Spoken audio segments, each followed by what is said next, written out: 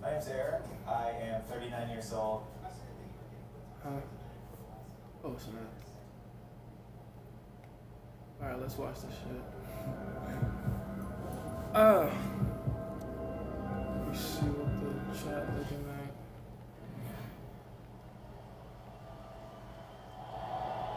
Alright, gentlemen. Break the rules in the locker room. Watch your my commands at all times. Take your sauce at all times. You want to touch gloves, do it now. Watch your corners. Here we go, boys. The intensity of this rivalry is so palatable and palpable and felt by What's going on, people? Can you hear me? Let me see. and in the mixed martial arts world. Can we hear me? Can we see me? Are we good? 2/Chapter 4 begins now. Hey, Profilo. How you doing, man? I'm doing good, brother. How are you? Hey, Fish Army. What's going on, Dimitri? What's up? What's up? What's up? I'm studying fight film. I'm really just reminiscing, but yeah, this is fun for me. I decided midway. Fuck it, it's been a while I was live. I'm gonna pop back in. How we doing though? DC versus Jones. Is it a problem if I have traits similar to DC? I mean, being funny. Nothing wrong with being funny. Being a protective type doesn't mean you all of a sudden lose your humor. You know, that's not how it works. It's just a capacity for risk taking and ability to disagree. That's it. You feel me? First mod. Are you the first mod? I gotta go back and verify that. You are the first mod. I gotta give you that. Hey Ryu, in the DC. I'm watching the Izzy versus Pereira fight. I watched the first one. He throws those kicks. Now I want to watch the second one. The adjustments that were made. And he doesn't even put his full body weight. He doesn't turn the hips over. This fight is crazy. That's one of the reasons why he lands It's so two well. guys with so much reach, but like a great ability to use it though. You know what I mean?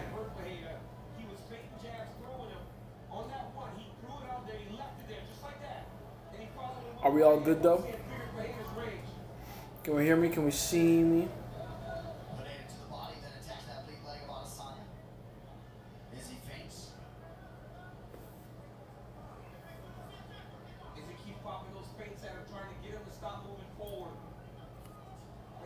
Started to read Revelations and it's interesting. Good. It's a great book. It's actually one of the books I should be caping for the most, honestly. It's top 5 for me for sure. But there's a reason you don't let that book be known by the public. You know, it's a great book. But it's kind of like in the same space, in my opinion, as Sperm Wars. It'll break the minds of a lot of people. You know, you might not want to do that to everybody.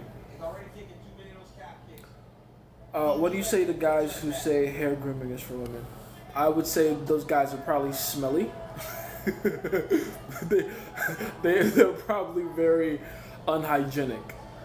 Around here, I always preach the message of wash your ass. You know what I mean? Like literally and figuratively. Wash your ass. Shower every day. Brush every day. Brush twice per session. Wash your hair, all your hairs, the ones on your head, your chin, your armpits, your pubes, all that crazy shit. Wash and scrub hard, by the way, not just wash, like scrub hard.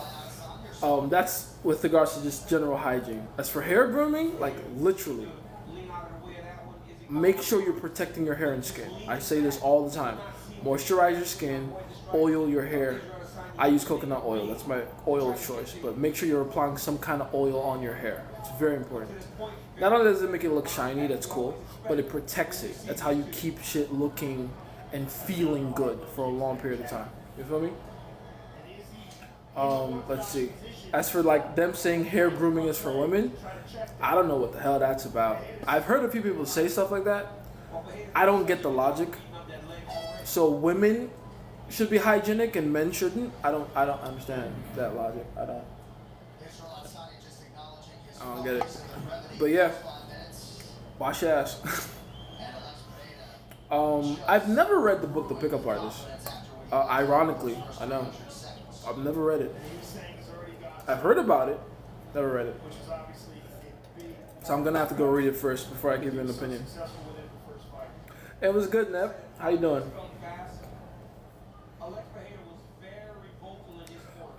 When the phone is charging. Oh yeah, my phone is charging. I just plugged it in. It's fine. It was pretty low, but it's charging. It's fine. Game really does make you prophetic. It does.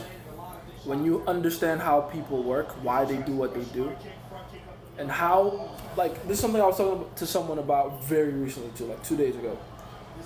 We like to forget as human beings that we are no better than animals. We like to tell ourselves we're not animals. We like to tell ourselves that we're these transcendent beings. And we can be if we tap into it, if we discipline ourselves to that level. But as far as the human condition goes, we're animals, man. We are a creature that is a slave to its biological impulse. Until you have the discipline, obviously, to not be that, you're pretty much an animal. And when you have a creature like that, that's an animal, that's always looking for the next pleasure, the next biological impulse to follow, it's an easy creature to predict. So when you understand that relationship between people and their own impulses, it's very easy to predict the future and see things like clearly, correctly. You guys see me do it all the time, shit. Our boy John was probably smoking when he wrote Revelations. Probably did. Probably was. I told a friend of mine that a girl did not answer to my DMs, but in real life she could hold eye contact. She could or couldn't hold eye contact. He was the girl I met at a marriage. At a wedding? You met her at a wedding. You're not getting much off of her on the phone, but in person, she was super nervous around you. That makes sense. A lot of women end up feeling like they can't hang with the guy they met in person. Maybe they feel like they don't deserve him. They feel like he's too good for them. Like, believe it or not, that is something women think. And yeah, she might be just too nervous to fuck it up with you. It happens. I was reading more of Outwitting the Devil. Shout out to Outwitting the Devil. Like I said, it's the most important book Napoleon Hill ever wrote. I don't know why Think and Grow Rich became a popular one. Not to say Think and Grow Rich isn't a good book. It's a good book. It's a great book. But the most important piece of work he's ever made is Outwitting the Devil. Outwitting the Devil is such a fantastic book. And it kind of goes into what I was just talking about as far as, like, you know, biological impulses. If you really think about it, you can reword that entire book. Instead of make it an interview with the devil talking about hypnotic rhythm, you could also reword it to be an interview with the devil talking about biological impulse and how important that is, you know, sorry about that, how important that is for how people function on a daily basis and how they get stuck in routines without even realizing. That's really what the book is about. Wagwan, brother. How you doing, man? Feeling irate. Specifically the hypnotic rhythm chapter. This is the most important chapter in the entire book. And then connecting that to your video on it and the laws of the game. Excellent. Very good. Very good thing to do, by the way. And started saying that I can only run my mouth. I can't pull girls. The thing is that he was there at the wedding with me. Okay, so you try to pull a girl at the wedding. She gave you more compliance in person than over the phone. And now your friend is like teasing you for it. He's making fun of you for it. I don't see what the problem is. That's what he's supposed to do. He's challenging you. He's challenging you. That's what friends are for. That's how friends function. That's what they're supposed to do. He said, you're a talker, not a doer. Right? So go prove him wrong. And then challenge him back. That's how friendship works. He's making you better. It's not a bad thing. Do a flip. It's funny. Jay, so my girl cousin is into me. I'm going to write what she said to me below. Interesting. That's tricky. He could not say a word to the girls present at the wedding. Sure, challenge him on that then. That's not bad. Challenge him on that. It's funny how I can sort of fill up all the spaces in my mind by learning game, then combining that with general self-awareness, observing the laws of the universe. The laws of the game very closely mirror the laws of the universe. Because if you really think about it, oh, there it goes. I just watched Izzy knock out Pereira again.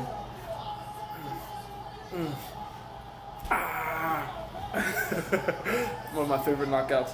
But yeah, the laws of the universe and the laws of the game closely mirror each other because if you really think about it, humans are a microcosm of the game. And as a result, a microcosm of the universe. They're one and the same thing. So the laws of hypnotic rhythm work on a mass number of people just as it works on the individual. You see what I'm saying? That's how it works. I acted like a bridge. I pulled the chair next to the two girls and they became more and more interested and I invited him like a homie and still he could not talk. Yeah, then challenge him on that. Like you always have that one friend that tries to discourage you from doing what little you can do, even though they can't do anything at all. So challenge him. Like, oh, listen, you're making fun of me for just being talking and not doing. You can't even talk. What are we talking about? Say that back to him. He's a 555. Won't say it's total. It's best out of the 3 mystery books. It probably is in terms of like the deepness. It probably is, but I would say the most important book he ever wrote was definitely The Mystery Method, for sure. It's definitely The Mystery Method because it's the one that starts you out in how the game works. You know what I'm saying? How to negate negging. Have a really annoying coworker and I want to smoke. You don't have to negate negging. There's nothing wrong with if someone negs you. Just don't take it seriously. It's completely fine. People's opinion of you are based on their perception of you. If you remember that, then you can remember not to get offended by how they see you. Because what are you going to do about that except for demonstrate the opposite of what they claim you are, you know? If people perceive you a certain way and say, this is how you are, and you don't like what that is, there's nothing to be mad about there, but just keep behaving in the way that you know you behave that is contrary to that. That's it. It's that simple. With that said, though, if you're getting this, pent up about someone negging you, then you're falling for their game. I would do that. It's not necessary. Oh, what's going on, Megan? How you doing, girl? Been a while. Where you been? It feels wrong. It is, by the way. So, hence the reason I hold back and stay in my lane. Thoughts? Yeah, she's giving you the natural objection. She's telling you you're my cousin's boyfriend. I can't do anything with that. Your job is to go, listen, don't worry about any of that. I mean, there's different ways you can go about, making this happen. You can go the ignore your conscience route. That's one of my favorite things to do. You can go the you're not doing anything wrong here, I take all the responsibility, which is one of the best ways to go about it because that's ultimately what women are looking for. Like, women want the forbidden fruit. They want to follow you into sin, so to speak. But they just need to know that you'll take the blame for it. That's pretty much it. So if you tell her, oh, listen, this is all, if anyone asks, this is all my fault. I did all this. Don't worry about it. She'll be fine with that. You can also go the route of like, you're making my relationship with your cousin better by doing this for us. So you're really helping us fix what we have. Right? You can make her feel like a fixer-upper, if you will. I don't want to watch that fight. The fuck? This is a sad fight. I don't want to see this. This is torture to see this. I don't want to see this. No. I'm not seeing that bullshit. Sorry, the Israel Adesanya Sean Strickland fight just popped up. I'm not putting myself through that torture anymore. I will watch no, that's torture too. Hell no. That's torture too. That's the Islam Makhachev versus Charles Oliveira fight. Not watching that either. Hell no. Anthony Johnson versus Daniel Cormier.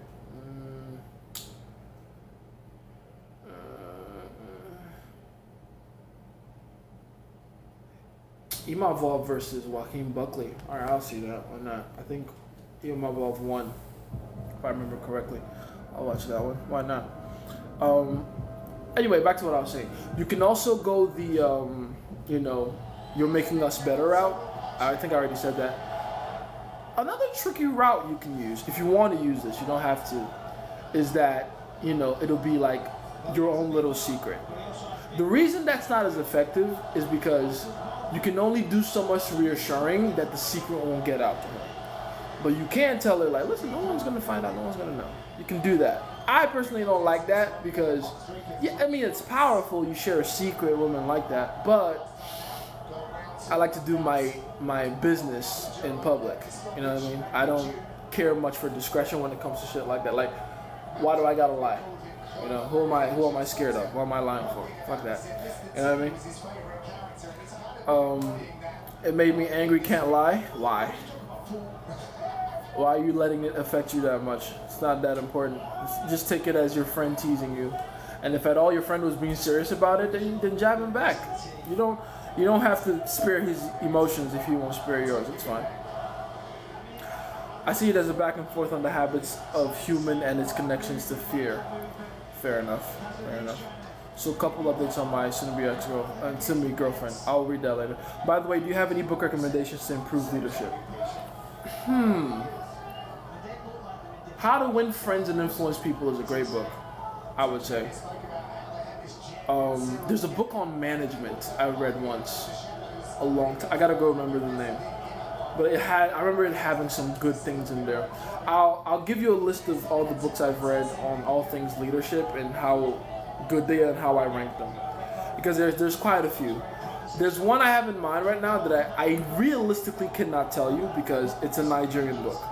So a lot of the terms and ideas, they just won't apply to most people. But it's probably the best book on leadership I've ever read personally. With that said, though, I think a good place to start definitely is How to Win Friends and Influence People, for sure. It's a great book to start with.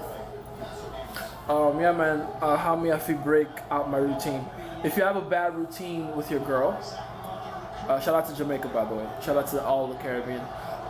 If you have a bad routine with your girl, it starts out by getting rid of the fear that you feel, because the reason you're in the routine is because you're trapped in the fear of breaking the routine. That's how you get into a routine, is that your girl tells you she wants this, she wants that, she wants this, she wants that, she wants you to do this, wants you to do that, and you don't have the balls to say no. So start with the balls part, like have some fearlessness around you. Second thing is stop doing the routine. All the things you were doing before that put you in that bad position you feel like you're in right now, stop doing them. Completely change the habits or replace them with the opposite thing, right? You have to overcorrect like that. And then the third thing I would say is start doing things that will make her earn your respect. Make you earn her respect, if I were to word that correctly. She put you in a routine because she doesn't respect you. Let's be honest here. Let's say it as it is. You're in that routine because she has no fucking respect for you.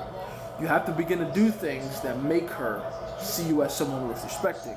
And respect and risk go hand in hand, right? Especially as a man. I don't know how other universes work. Well, I do. But that's not the universe we're in. In this one, in this particular realm of existence, how you earn respect from others is to be able to do things they can't do. To take risks they can't take. So start doing that. Start with those things you're scared to do in your life. And do them often, and do them well. And she'll respect you.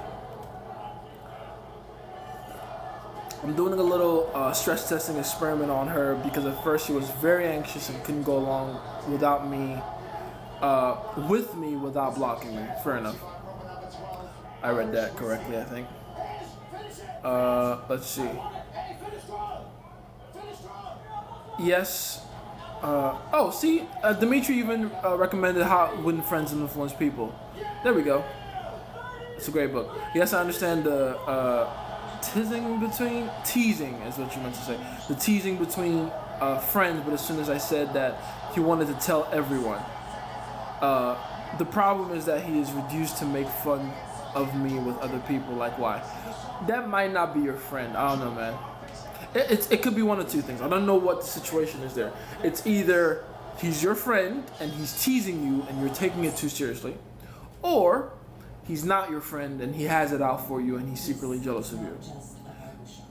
There's a good chance it's the second one. That will happen. Whenever you try to talk to women, approach women, there's always going to be at least that one friend, maybe even two, that try to make you feel stupid for doing it. It's normal. It's natural. People will always try to discourage you from doing things that they know themselves that they don't have the balls to do.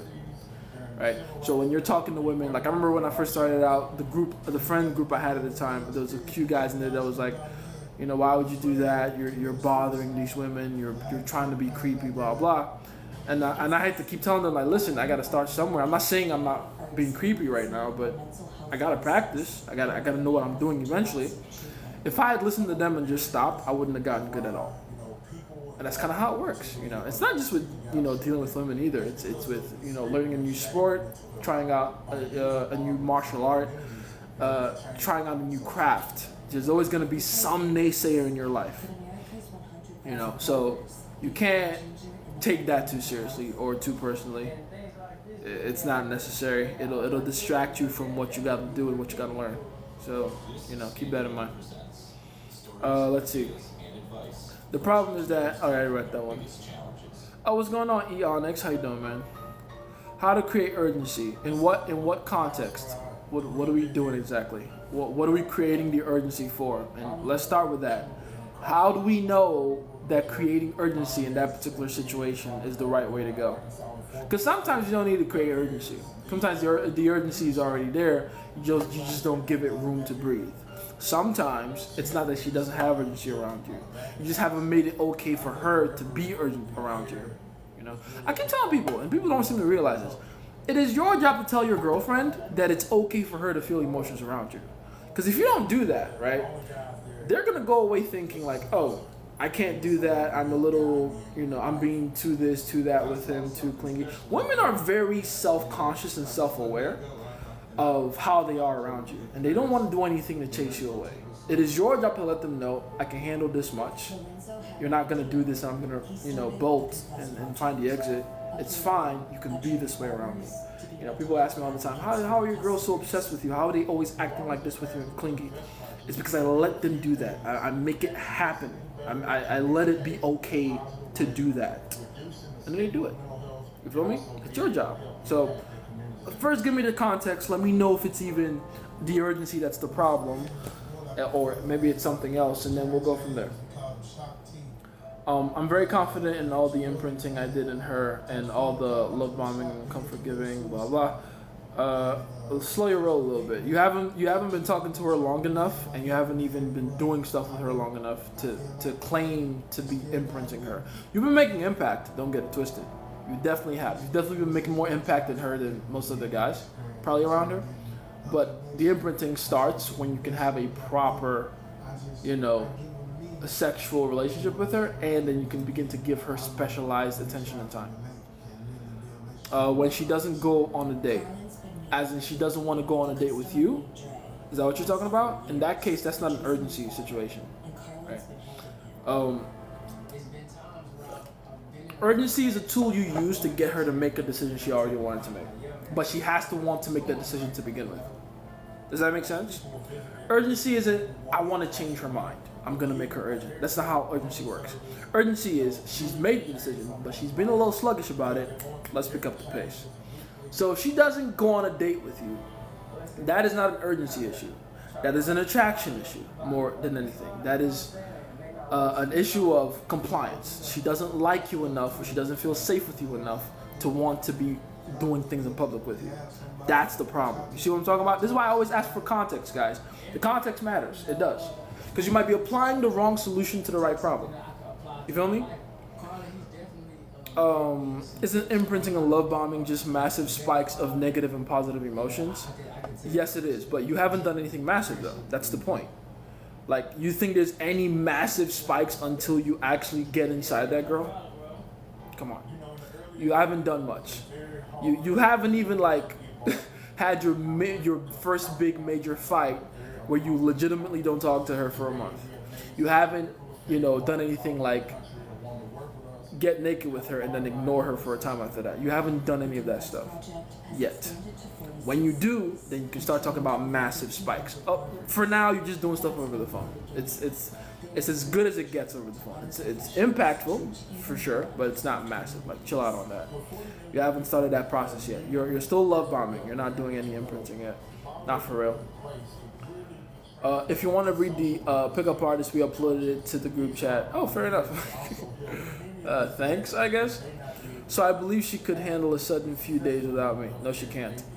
But upon further consideration, a stress test would be better after Benjamin Olympics. Okay, good. So you've come to that natural conclusion. That's what I was about to say. You're still at the point where she doesn't have a good idea of what your physical signature is. You're just a guy over the phone. You're the impactful guy over the phone. You're an attractive guy over the phone. But you're not a real person to her quite yet. And you have to cross that level before you begin to like do all that massive stress testing and stuff like that. You know what I mean? On a small level, I've been doing things like that. I don't know. I didn't know it wasn't considered imprinting. Fair enough. Now you do. Imprinting is massive impact, like massive emotional spikes, positive and negative. You know, up until that point, you just love bombing. Let's see. Don't know why, but cold approach became harder to do the last few days. What happened? What is it? Is it harder to do for you, or what's the issue there? Mental blocks. Is it a spike up in your rejections? Like, what's the issue? I'm curious. That looks like a cool game, though. I'm not gonna lie. Let's see. So I decided to tell her I'll be busy for a few days, but I love her and I'm excited to see her, then ghosted her. Yeah, mental blocks. Okay, I'll deal with the mental blocks later. She's been texting me every few hours saying she misses me and I'm sad without me. Okay, as well as sending some pictures of herself. So in general, the experiment is going well. That's cool. I mean, it is going well, but again, until you get with her, the emotions she's feeling for you now just aren't gonna be as strong as that. You see what I'm saying? You're comparing the way she feels about you over the phone versus how she would feel about you when you become an actual physical consequence to her. You feel me? Mental blocks. Okay, if you're experiencing mental blocks, there's only a few reasons why that could be. Spike up your rejections, lack of motivation, which is just lack of energy, or generally not seeing progress in terms of like your goals that you're setting. It's very hard to keep doing something when you're not seeing progress, and usually that's because people don't know how to set progress for themselves. Like, they don't know how to set realistic goals for themselves. So it might be one of those things. How big would you say these emotions are, 1 to 10, and how big will it be post? Okay, right now I would say the biggest spikes you can have over the phone are like out of 10, a 3. Over the phone, you automatically jump over a 7. Automatically. Like, that's the massive difference. You know what I'm saying? It was my birthday on the 4th, was away for a trip and stayed off my phone for a break. Aw, happy birthday. What day is it? The 6th? Damn, happy belated birthday, my dear. Happy birthday. Hope you have fun on your birthday. Hope you learned a lot in the last year, and I hope you learn a lot more in the coming years. You feel me? Becoming a better person. Proud of you, Megan. Over the phone is 7. Did you mean to say? No, I said after. Did I say over the phone? My bad. Over the phone a 3. After you get with her, it's a 7. Yes. My bad if I said that incorrectly. Correction: how to negate negging in a group, because generating laughs will encourage more. No, I mean, yeah, but you're gonna have to deal with that depending on how you feel about it.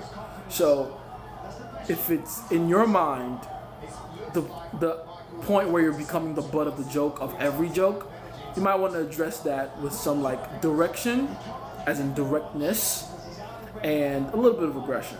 You know, just be like, hey, listen, I don't like to be talked to like that. I don't like to be, referred to like that. You might think of it as a joke, and I'm sure you find it funny, but no, don't talk to me like that again. You might have to address it like that. Or if it's just friendly banter, which I'm sure it is, don't take it too seriously. Joke back. What happened to your mouth? What happened to your humor and your creativity? You can joke back.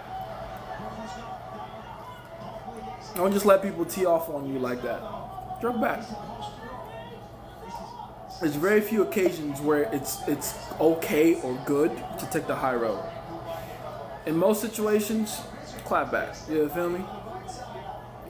I'll run the full-on stress testing experiment anyway, but again, after I see her in person. Yes.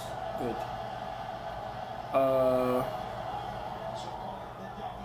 Let's see. So then the other question I have is, since she lives so far away and gives her a lot of power, since I'm the one doing most of the traveling, how would I handle that? Ideally, I would move her over to here, and meeting in the middle isn't really an option. Well, meeting in the middle isn't really an option, that's fair. Make her, there's nothing wrong with meeting her if she can't meet you for whatever reason. Your job then is to make sure that she offers some kind of a sacrifice for you to have your presence there. That's what you want to do. If you're going to make that massive trip to go see her, make sure that she's doing something. Oh, Joaquin is getting choked. That's a very tight choke too. That's a very good body lock as well. God damn. Imavov is amazing on the ground.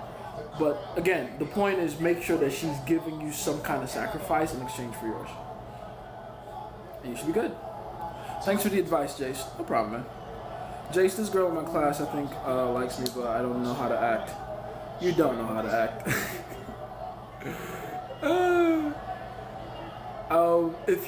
Do you have a good reputation? Let's start with that. Ideally, I would move. I already read that one. Sacrifice ideas. Ask her to do something that's hard to do for her. I don't know what that is because I don't know her. But figure out what is her hobby. What is her thing that she likes to do. Get her to do that in your benefit, but to the highest degree. That'll be a good way to do it. Like for instance, if she likes to paint, get her to paint a portrait of you before you get there. If she likes to cook, get her to cook a massive meal for you before you get there. If she likes to, I don't know, do nails, get her to do a special kind of nails for you with your name on it before you get there. As long as it's something that requires her to spend a lot of time doing it, requires some level of skill or expertise, yeah, you should be fine. It's especially good if you get her to do something for you for free that she gets paid to do by other people. She likes baking. I already said she's gonna make things for me. Is that sacrifice enough? Be specific about what you want. Don't tell her, surprise me. Tell her what you want. Like, oh, you're gonna bake? Cool. I want this particular cake, and make sure it's something hard to do, like a cheesecake or something. I don't think a cheesecake is particularly hard, but it is a little outside the box of a regular cake. It's not the same method you would use to make a cheesecake than like a velvet or a chocolate cake or a vanilla cake. Tell her to make something rather difficult. Maybe not something ridiculously hard, right? Like a world-class difficult, but something that will take a lot longer than her usual cake. If it's something that she does usually, then don't accept it. I'll tell her to paint something specific on top of it, like she likes painting also. Good type shit. Tell her to paint your face on it. Let's see how good she is at painting. Let's see. I'm gonna go with the taking responsibility and also reassuring her that I will keep my mouth shut. Good. That's not a bad 1-2 combo. That's good. What about her paying the hotel maybe? Oh yeah, she can do that too. Absolutely. Pay the hotel, get the cake, all that good stuff. Absolutely. Let's see. Oh, I already answered that one. I can't understand what hypnotic rhythm is. I don't have the idea what it is. Go and read the book Outwitting the Devil by Napoleon Hill. I keep saying it. It's the most important book he's ever written. Think and Grow Rich was a good book, but Outwitting the Devil is the most important book he wrote. What if she likes to box? That's funny. There's different ways you can go about doing that. Tell her to spar you when you get there. I'm just kidding. You can tell her to send you footage of her sparring with someone where she actually like low-key beats the person before you get there. Or tell her to do a certain exercise, maybe a certain routine or combo or different kind of crunches or, you know, any kind of training exercise, whatever, a video of it, her doing a lot of that particular thing, like 100 of it, like, you know, 20 sets of it, and then send you the video, and then be like, if you don't even do this, I'm not even coming. Do that. There's different ways to go about it. Be creative. Yeah, feel me? Risk equals reward. Indeed. Shout out to Megan. Jace, are you a protector willing to provide or pure protector? That's a good question. I try to be a protector willing to provide. And I think if you ask any woman in my life, they'll tell you that's what I am. That's literally their words. They'll be like, you know, my girls will say, you're like the perfect balance. You're right there. You're closer to the middle. You got more edge than anything, but you're close to the middle, and you do have a sensitive side, and I like that. You have a side to you that most people don't know, don't see, blah, blah. So, yeah, like, big growly monster with feelings. That's what I shoot for. That's what I try to be. You know, I mean, that's what I think I am anyway. And that's what I'm being told I am. So, yeah, protector willing to provide. Let's see. He's the first, which is better of the two long term. Who are we talking about? How do you deal with girls with reputations? I'm assuming when you say reputation, you mean like a negative reputation, like, oh, she's a bop, that kind of reputation. Understand this. Like, this is my personal philosophy of how women work and how men interact with women. And that is that ultimately the man is the creator and leader of the relationship. So the woman behaves in the relationship how the man allows her to behave, you know. Not a popular belief, I understand, but I've been doing this long enough to know that's the case, and I have a lot of evidence to back it up, and that is literally how it works, even though most people will never agree to that. Talk about me, Poogie? I appreciate you. But yeah, he's the first, it's crazy. But yeah, if you look at it from that point of view, then a woman with reputation doesn't really matter, ultimately. Because a woman will behave in a relationship how the man she's in a relationship with allows her to behave, you know. Otherwise, the relationship just ceases to exist. So, if she has a reputation and you still feel like, you know, she's of value to you, she's a woman you like, she's a woman you see a future with somehow, she has redeeming traits about her, except for that one thing, then yeah, there's nothing wrong with that. You do have to work on her discipline, clearly. She probably doesn't have a lot of that, which is why she has a reputation. But once you deal with that, once you deal with her discipline and her discipline levels, then all of a sudden you have a girl that you actually like and like to be with and want to be with. And, frankly, a woman that a lot of men will envy you for and, you know, try to replicate in their lives. It's kind of funny how that works. You get a girl with a reputation and you turn her into something that's, you know, really solid, a woman with standards, a woman with boundaries, a woman with discipline. And all of a sudden, all the guys that were like, oh, she's a bub, all of a sudden they want her more than anything. But yeah, the point is, that's how you deal with a woman with reputation. You deal with her the same way you deal with all women, and you make her what you want her to be. Assuming, of course, she is willing to go along with your program. So later on, I'm ignoring her. Something a bit interesting happened in my ignoring her. Okay, she posted something on her TikTok saying how she loves older men, obviously referring to me. Okay, but I don't like the message this sends to other guys. It comes across as validation and attention seeking, as if she isn't already taking. So I figured I, on some level, punish her for posting that when I text her again in a few days. And then a bit later, I noticed she deleted the post. Ha ha ha ha ha. Okay, so never mind that. She deleted the post. That's one. Two, she did that because of you. you gotta understand this about women. A lot of what they do, especially when it comes to social media, is a reactionary thing. Once you understand that all a woman posts is a reaction to something else that happened in her life personally, you begin to look at social media differently, and especially women's social media, right? It's always a reaction to something that happened in their lives, especially like those heartfelt, like impulsive stuff, the Twitter rants, the Facebook rants, the random Snapchat or Instagram story. It's always a reaction to something else. So when you see a woman on Facebook or on Twitter or on TikTok or wherever saying something like, men are this, men are that, this happened, that, or like, I don't like when men do this particular thing, that's really their way of saying some guy did that to me. You understand?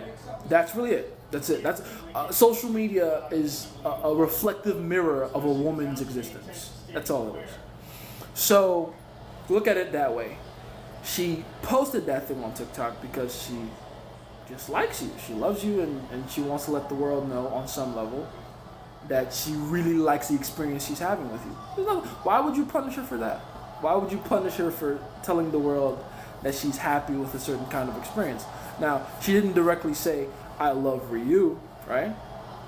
And you almost never want them to do that anyway, and we'll talk about that later.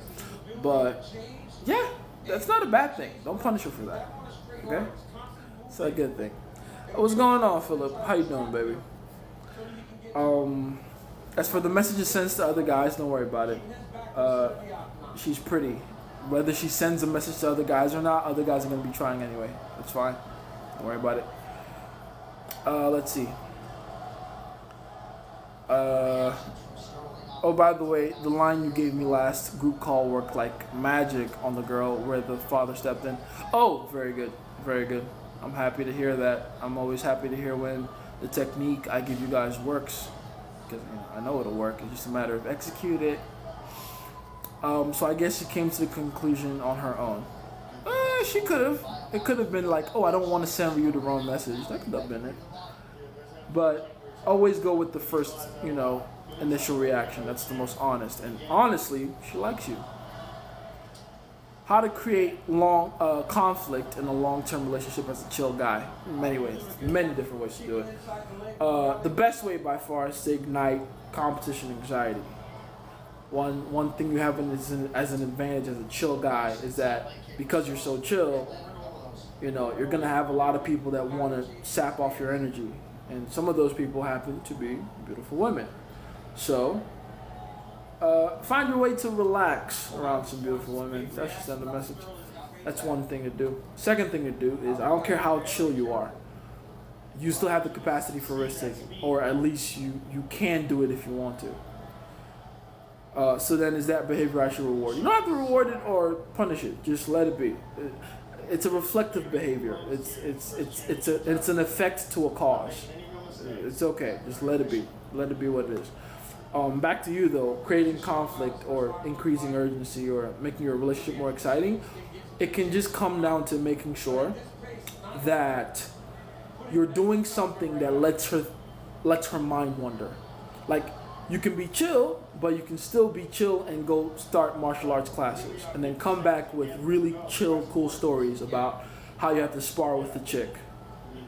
All of a sudden, she's going to want to come with you, right? Like, anything you do that shows some kind of brand newness or modernity or your ability to try something new is always going to be a cause for concern for whatever woman in your life, because women aren't looking forward to competition. It's necessary, but they're not looking forward to it. So, yeah, do that.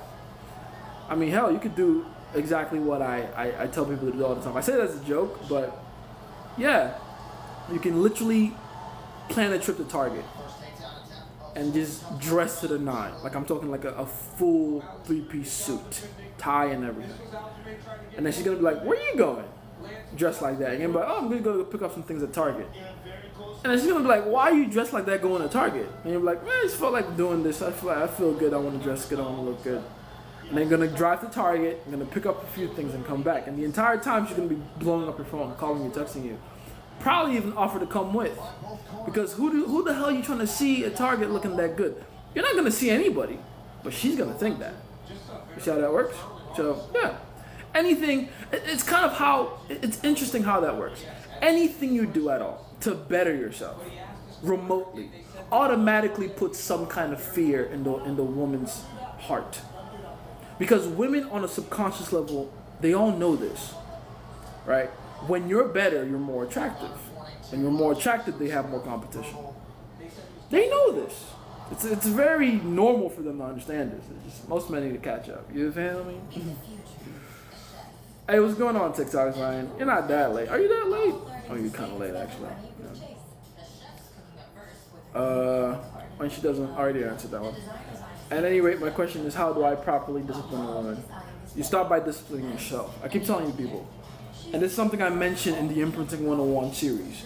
You cannot give a woman something you don't have, right? If you want to give a woman discipline, you have to have discipline. This is like so important. It's step one. You want her to be disciplined, she's going to be looking up to you. You are her Mecca, the road, the journey she's going to. Right? How can you tell her to go to Mecca if you're still in San Francisco? It's not going to work. You have to be the roadmap. And honestly, it just makes teaching her the discipline you want her to have easier, because you'll know what it's like to be disciplined. You'll know the struggles that come with it, the pain associated with it, how hard it is to be that way, and how hard it is to fight your biological impulses. You'll understand the journey yourself. So when you tell her, don't stumble on that rock over there at 13 miles in, she'll know that you're right, because she'll see that rock. Because you've experienced that rock, and you warned her about it, right? So the first step, be a disciplined motherfucker yourself. That's the first step. Oh, Sean O'Malley is he's ground and pounding Aljamain Sterling right now. That's a very interesting concept there. But anyway, by the way, she's been showing off her Hello Kitty plushie. I got her online. That's positive as well, right? Oh, that's very positive. Yeah, that's a good thing. That's a good thing. But yeah, as for discipline, make sure you discipline yourself. That's the first step. Let's see. She's back, apologized 3 times, and gonna get me ice cream next week. Good, as she should. Drizzle, drizzle, as they say. Nobody can convince me this bright. I have a third eye. Thank you, man. No problem, man. I do keep my third eye quite open. I have to, man. My life is too complex to not have that eye open, you feel me? Imprinting takes way longer, brother. See, even Dimitri knows that. Already answered that one. Let's see. What it do, Playboy? What's going on, Forever Playmate? How you doing, man? Let's see. Damn, Jace, why is it that finding smart people is hard? Smart friends. You don't have an issue with finding smart friends. You have an issue with finding friends that are on your level. You can't be friends with people that aren't on your level. You have to remember that. Like, I was talking to someone about this. He's in a very good position in life. He's like super, super rich. And he made his money very recently. Like, I mean, he's always been working on his business, and you know, things just kind of took off for him recently. I'm happy for him. He deserves it. He's worked his ass off. Now, I let him know. I don't know why that was hard for me to say. English was kind of hard today. I had to let him know. There's a person in his life right now that he has to let go of. Right? Now that he's in this new level. It's one thing to be grinding out and you're both like, you know, eating cans of sardines and grinding it out, trying to save every penny. It's another thing when you hit it big and you're now at the point where you can buy your mama a house. And bro is still, you know, working the job they were working together, like this restaurant job. And he didn't put in any work in any business. He was just like the roommate, essentially. And it's like, yeah, he watched you do everything you're doing and you've done so far to make it big, but along the way, all he did was like make fun of him, discourage him, all that good stuff. So it's like he had to build everything he has now by completely ignoring that person. Right? Just to give you like a background of how this is, how it's looking. And I'm like, listen, dude, you've drugged your feet around this long enough. You gotta let bro go. Right? He's talking about, we're gonna move into this house together. I'm gonna let him live with me rent free. I don't need his rent money. Blah, blah. I'm like, listen, you're trying to help this guy out. I get it, but do it from afar. Like, you know, leave the house for him. Drop 10 G's on his table and bounce type shit. Don't let him get closer anymore, because that guy will do nothing but destroy you. Because he's jealous. He's envious of you. Right? I knew things were gonna end bad when he was telling me like he made it. Right? He had this big, you know, contract, and then his roommate was like, "How did you do it?" And I'm like, why would he ask you that when he saw you put in work for the last 2.5 years? Why would he ask you that? That means he completely went out of his way to blind himself to the work you put in. He's a piece of shit. Get rid of him. Get rid of him. At least I hope he takes my advice. But yeah, you can't have people that aren't on your level as friends. They will do nothing but drag you down to make themselves feel better. It's a bad idea. I'd rather you be alone and thug it out by yourself and figure it out by yourself than have people around you that'll, like, you know, leech off your energy. It's a bad idea. Let's see. How often should you see your girlfriend? As often as it takes to make the bond strong, but without making your presence, what's the word I'm looking for? You don't want to become regular in her life, you know? You want to become important. You want to become a consequential part of her life, obviously. But you don't want to do it to the point where you become expected, you know? That's the fine balance. So it depends on your relationship, the girl, your circumstance, your logistics, all that kind of stuff. I have my system. I don't think everyone can do my system. Figure it out on your own.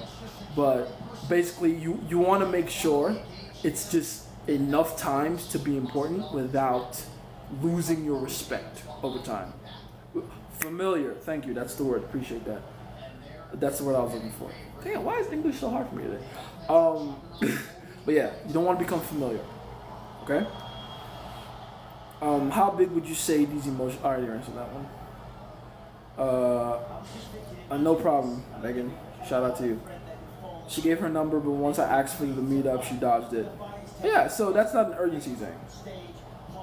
Like, the reason she dodged it is because she isn't urgent to see you. The reason she dodged it is because she doesn't want to see you. Right? So work on why she doesn't want to see you. That's the issue there. Envy is a nasty vice. He asked how because he doubted him in the first place. Exactly. And that's how you can catch envy. Like, the more, it's gonna sound like I'm bragging, but I'm someone that has been and still is very envied by a lot of people. And when you're that kind of person, you can tell when someone is being envious of you. That's why I knew bro was envious when he said how. Like, what do you mean how? You've lived in the same place with him for 2.5 years. You've seen him go from working the restaurant job that you were both clocked in every day to coming back home and just sitting in front of his computer. He's half running on the treadmill, half working on his computer, half doing his push-ups and pull-ups and sit-ups, half working on his computer. You've seen him do that for 2.5 years, and you're asking how he did it? You're a piece of shit. You're a piece of shit. You've been preying on his downfall the entire time. You know what I mean? I'm trying not to show the anger I have for bro on here, but I really don't fucking like this guy. I've met him like 3 times. I don't like this guy. He smells off.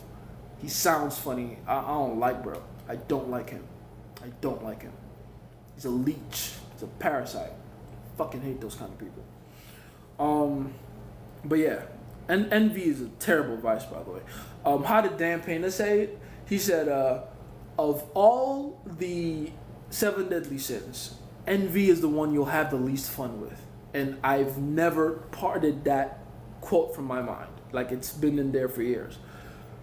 And it's so true. You'll have fun with gluttony, you'll have fun with lust, with all these other overindulgence. But with envy, all envy does is rot you from the inside. It's terrible. Yeah, he should remove him immediately, not a friend, but a wolf. Exactly. That's what I'm saying. Like, bro, he has an emotional attachment to the guy. They've been through a lot together, blah, blah. At one point, he helped him, like, keep his job, that kind of thing. I'm like, cool, show your gratitude. Nothing wrong with showing gratitude. God used him to bless you at certain points in your life. Picked up the rent a couple times, when he was short on the rent a few months, blah, blah. Drop like 10 or 20 G's. You got it like that now. Hell, 30 if you're feeling generous. Drop 30 G's, in cash. Send them a check or something. I don't know. You can only send $5,000 on Cash App a day. So maybe send them $5,000 a day for 6 days. I don't know. Whatever you want to do. But they probably flagged the third day too. Bitch ass Cash App. But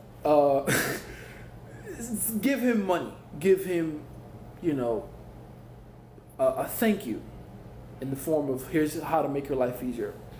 But then cut it off, By the way, when you said there's 4 ops you have here on TikTok, you see, that's the thing now. Why are you bringing that here? I said that in the group chat. Hush, my boy. Hush. They're ops for a reason. And no, for anyone wondering, Christian Divine is not one of them. I don't treat my ops like that. I actually quite like Christian. I still watch his videos. He's cool. He just needs to stop pretending. Let's see. I already answered these questions. How to effectively use silence in a relationship. The only time you should be using silence at all is one, when your presence or your talking is not appreciated at all. Obey one of those laws of the 40 laws of power, right? Use silence to increase your value, to make them miss you. If you become too familiar, withdraw. Use silence in that case. Another case to use silence is, I would say, right? Never mind, I didn't say anything else. I didn't mean Christian, but I'll be quiet. I know you didn't mean Christian. I already told you guys Christian is one of them. But yeah, stay quiet. Hush. You can't let the enemy know what you're up to. But yeah, what was I saying before? What was I talking about? Silence. Using silence in a relationship. The other time it's okay to use silence is as a way to redistribute your validation, right? It kind of goes hand in hand with the first reason, which is like, making sure you're not too familiar. But it could also be as a way to nudge in the right direction, as a way to punish or reward good or bad behavior, Those are very rare though. In most cases, you'll be doing it for the first reason, which is don't get too familiar, be silent. You feel me? Jay saying and the enemy is here with us. It must be fun. Nah, it's not even like one of you guys or anything. It's like I'm very well aware there's people that watch my live without being present on the live. They'll see me, then they won't click on it, so they don't register their presence. I'm very well aware of that. Hi, by the way. How to effectively use. I already read that one. What you watching, homie? Well, I was watching fights. Now, I didn't want to watch the next fight that YouTube recommended, and I'm not gonna play any music because I'm gonna put this on YouTube later, so I don't get copyright struck. So I'm probably just gonna watch another fight. Oh yeah, let's watch Demetrius Johnson break down his own fight with Raw Tank. Yeah, that was a great fight, by the way. Mixed martial art rules combined with Muay Thai rules. So Muay Thai first round, mixed martial arts rules second round. It didn't get past the second round though, so surprise, surprise. All you need to do is give Demetrius Johnson one round of mixed martial arts and boom, he wins. How shocking, right?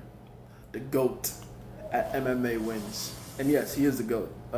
John Jones is the second GOAT, but Demetrius Johnson is the most important GOAT in MMA. Your favorite fighter's favorite fighter. If you're studying fight film or trying to figure out how to do a technique better, you're probably watching Demetrius Johnson film. He does everything perfectly. He's amazing. Let's see. I already read that one. Sacrifice. What if she does the sacrifice begrudgingly? Honestly, in some cases, that's even better. Because that means she doesn't want to do it, but she does it anyway. A begrudging sacrifice can mean more sometimes than a willing sacrifice. Because that means even though she doesn't want to do it, she still sees you as so significant and so important in her life that she does it anyway.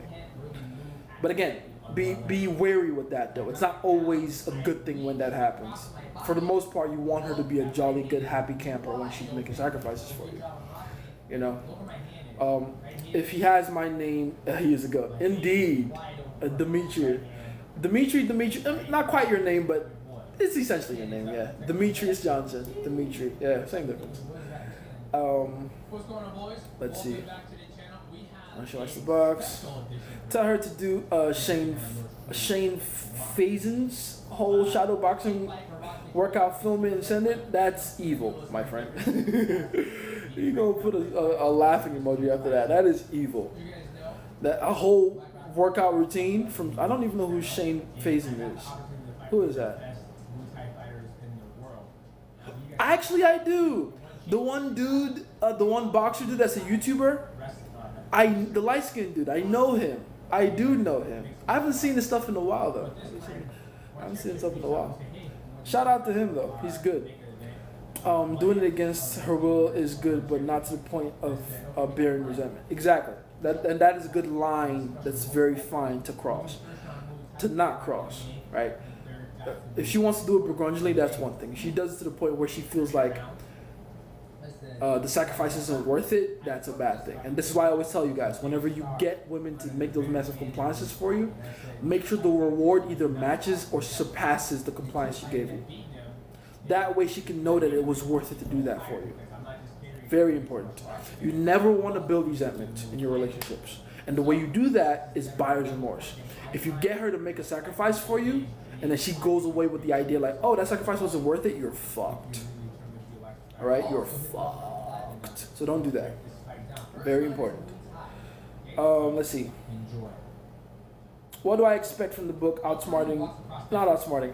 Well, outsmarting some difference. The Devil. Going to watch a summary video with slides. Go read the book. No, go listen. The book, when I first read it, I listened to it on YouTube. Not even kidding. And yes, I think it's still free on YouTube. And it's far more powerful that way. Because the entire book, by the way, is essentially the minutes to a meeting. And that meeting was an interview with the devil that the author himself was having with the devil.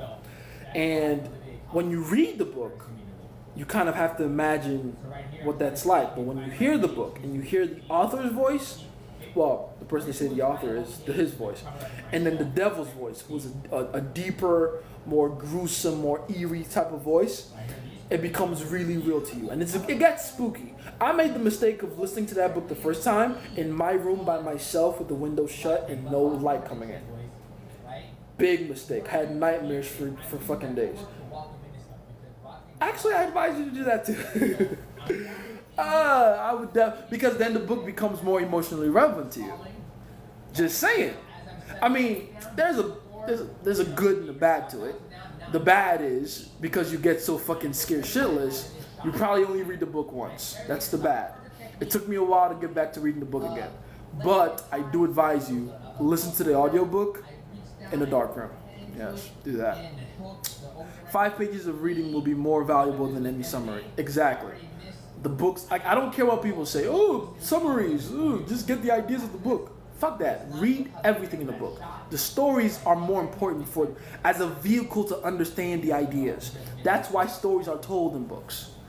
That's why books are cleverly written, like here's an interview with the devil. And here's me extrapolating on information that I extract out of the devil. That's important because that's how you remember the shit and apply it naturally in your life without even realizing. As opposed to, let me just get a few bulletin points. Like, fuck all that, you know? That's why the 48 Laws of Power has 1,000 examples. That's why Robert Greene is one of the best authors ever. Because every book he writes, he puts an example behind it. He puts at least one story behind it. So it can make sense to you, so you can internalize the information. It's very important. Do not just summarize books. It's stupid. You have hear me? Just ready to forget expectations. This is a good person, definitely a protector who's willing to provide. I would say so myself too. Thank you. Bars indeed. Let's see. So then, is that behavior I should? Oh, I read that one. Jay, should I let a girl's friend know that I'm interested in her friend? No, you let the girl know you're interested in her. But again, do it intelligently. That's what game is for. I'm gonna assume you're super young. That's why you're asking that. So I forgive you. But when it comes to getting girls and making your interest known, make sure you're first establishing a higher psychological position over her. Make sure that she first sees you as someone that's worth getting liked by, right? That's one. Then you can let her know you like her in your own special way, whatever that is. But don't ever let a girl know you like her through indirect means. It's not her friend's job to let her know, you like her. What's your thoughts on saying I love you on the long distance ones that you ain't met yet? I know how to do it. It's easy. And again, you have to do it in like a nonchalant way. Like do it, say it, and then just act like it's not a big deal, right? That way you keep that idea in her head, and she has that idea floating in the back of her head by the time you meet her in person. But for most people, especially with like if your skill level isn't that high, try to avoid it. Just meet her in person first. I said that to my girl during the phone sex. Excellent. That's exactly how I would do it too. Like maybe not with the phone sex thing, but actually that's actually still good. Very good. Because you can blame it on it was the heat of the moment, and then you can like kind of not have to take responsibility for that in that way, So yeah, do that. She was hella shocked, so it was effective. Good. And then, so then her being compliant while she's missing me compared to her, how she was defiant before, that's something I want to reward her for when I come back again. You think getting her a gift is a good way to do that? Yes, it is. By the way, she's been showing her, I already read that one. Any tips to turn off anti-slut defense instantly?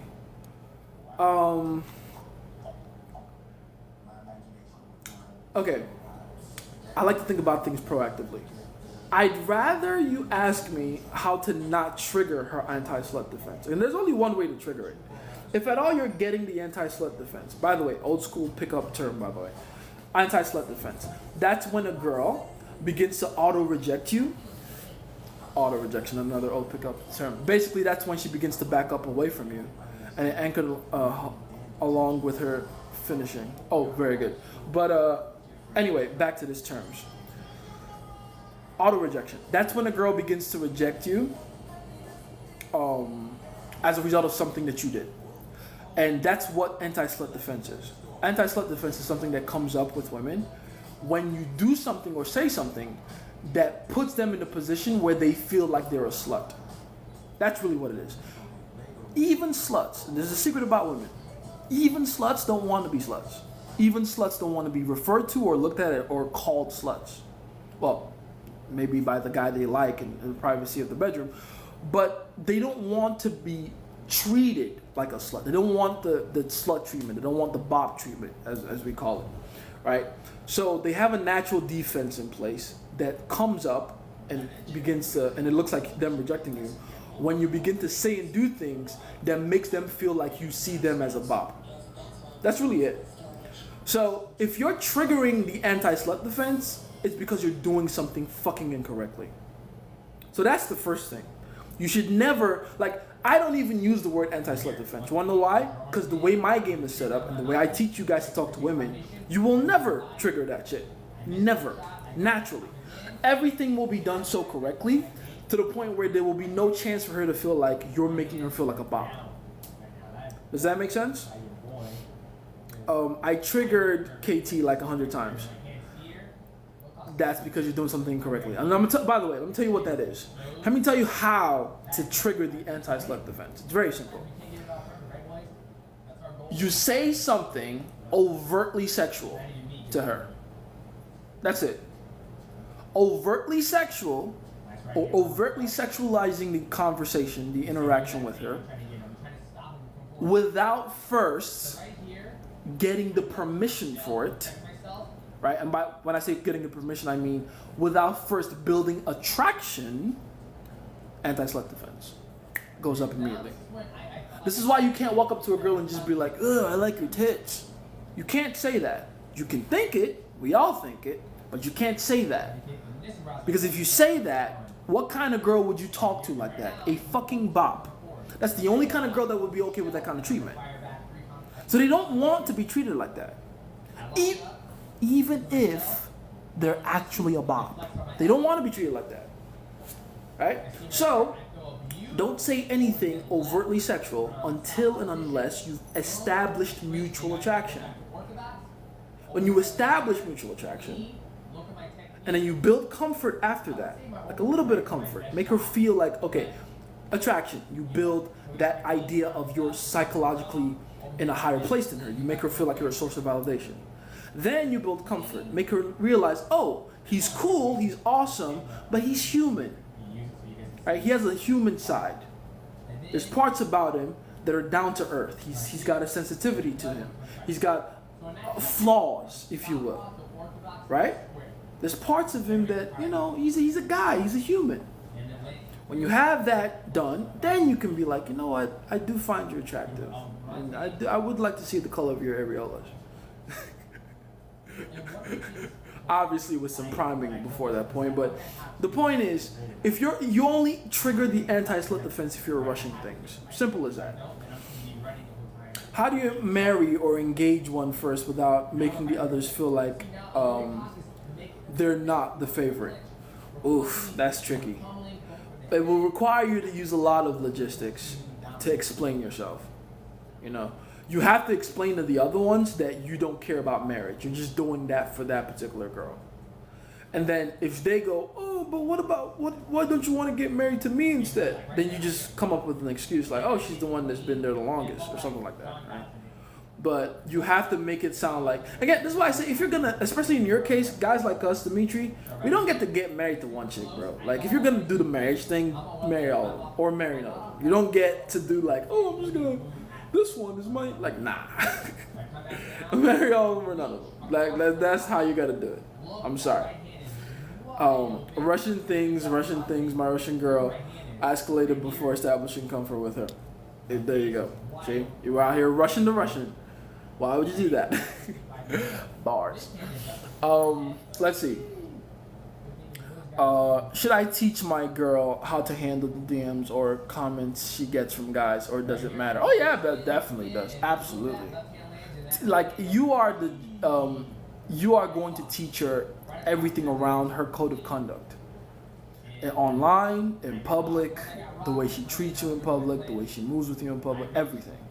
Everything is curated. Because your girl is your status. And a big part of her being your girl is to help you protect your status. And again, a woman is a reflection of you. So if she treats you bad in public, or she behaves badly in public and she's attached to you, that's your ass. That's your status. It's no longer just her and her actions. She has to act unselfishly to not make you look stupid. And in many ways, by the way, you have to do the same. You feel me? So, yeah. Keep that in mind. Because I'm the most important guy to her. Yes, that's true. Envy is, I already read that one. And yes, envy is a very nasty vice. If I do have to teach her, how would I go about that? Again, all you have to do is just establish that you are the most important guy. Like, with how you're talking about her, how you're saying like you're the most important guy to her, you can start now. You can literally start now. Literally be like, okay, the best way though, to be honest, isn't even to like just start out of the blue. You give her an opportunity to make a mistake. Then you correct the mistake. Because here's the thing. She can't read your mind. She can't. You're going to have to give her the chance to go out there and make her mistake. Let her say something or do something goofy in public. Then take her in private, correct her. Let her wear something or post something that is unbecoming of her as your woman.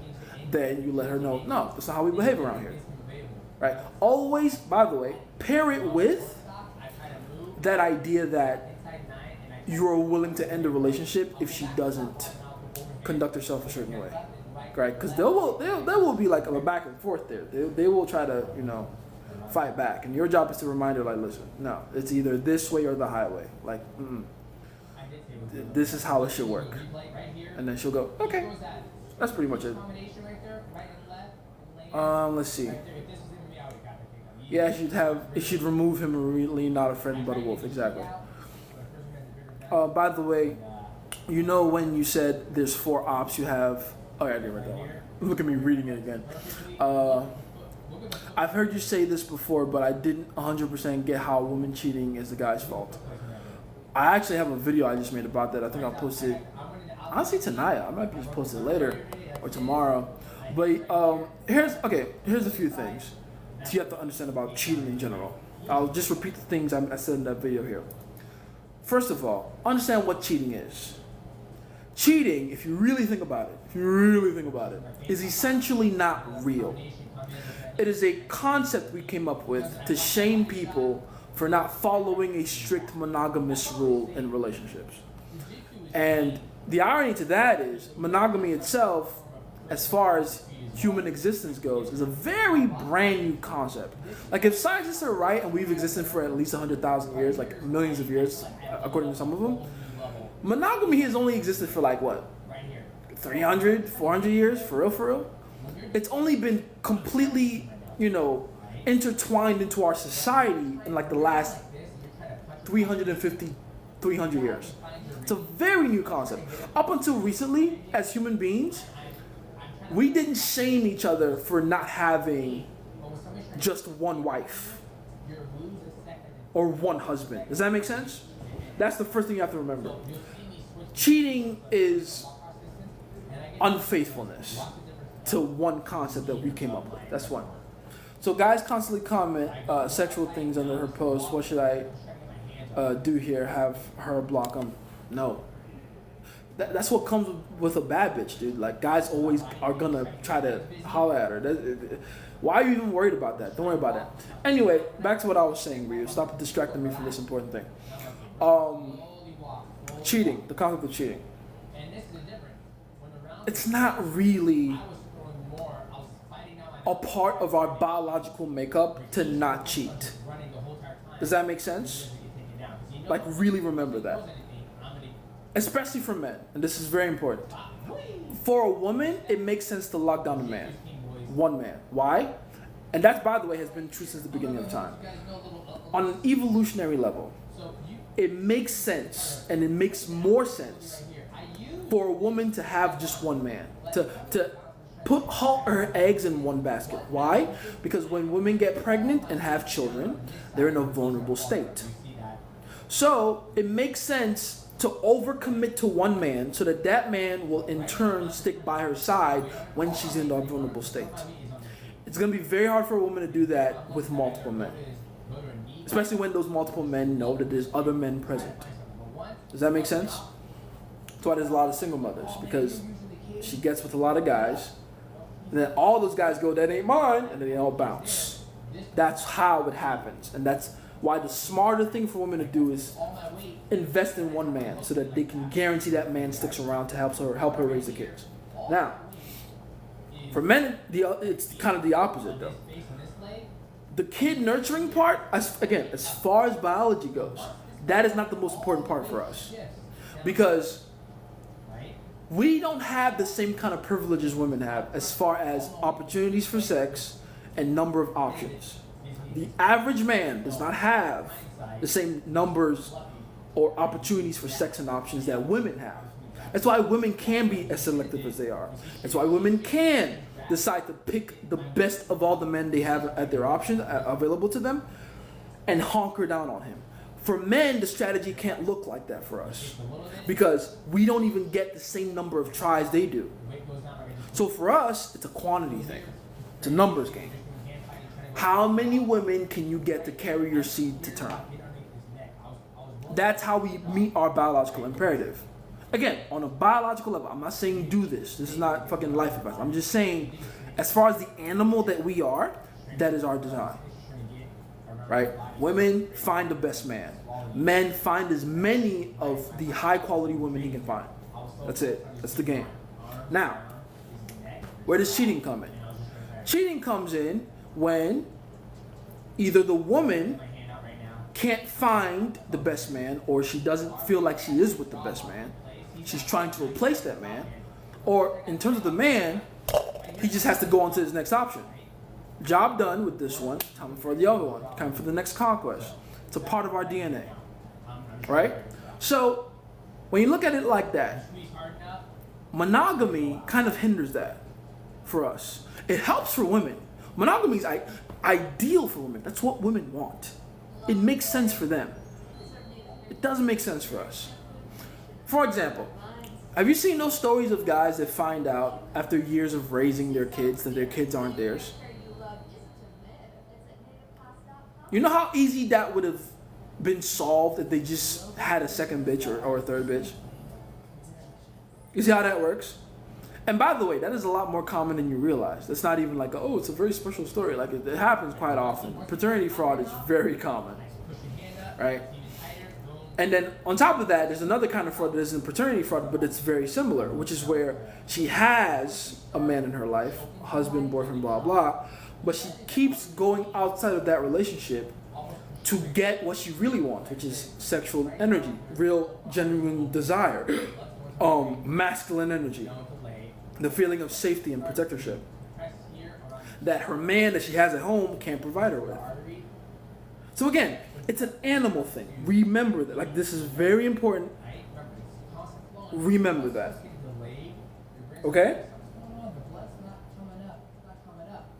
All right.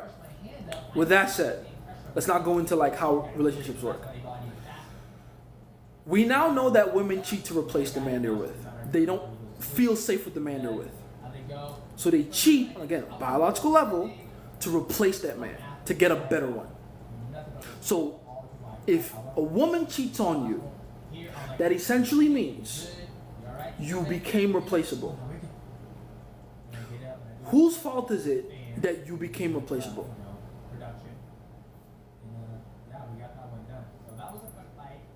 Your fault. That's why it's your fault. That's it. It's really that simple. It is your fault. You're replaceable. Because the woman changes her behavior depending on how the man is presented to her, how she perceives the man.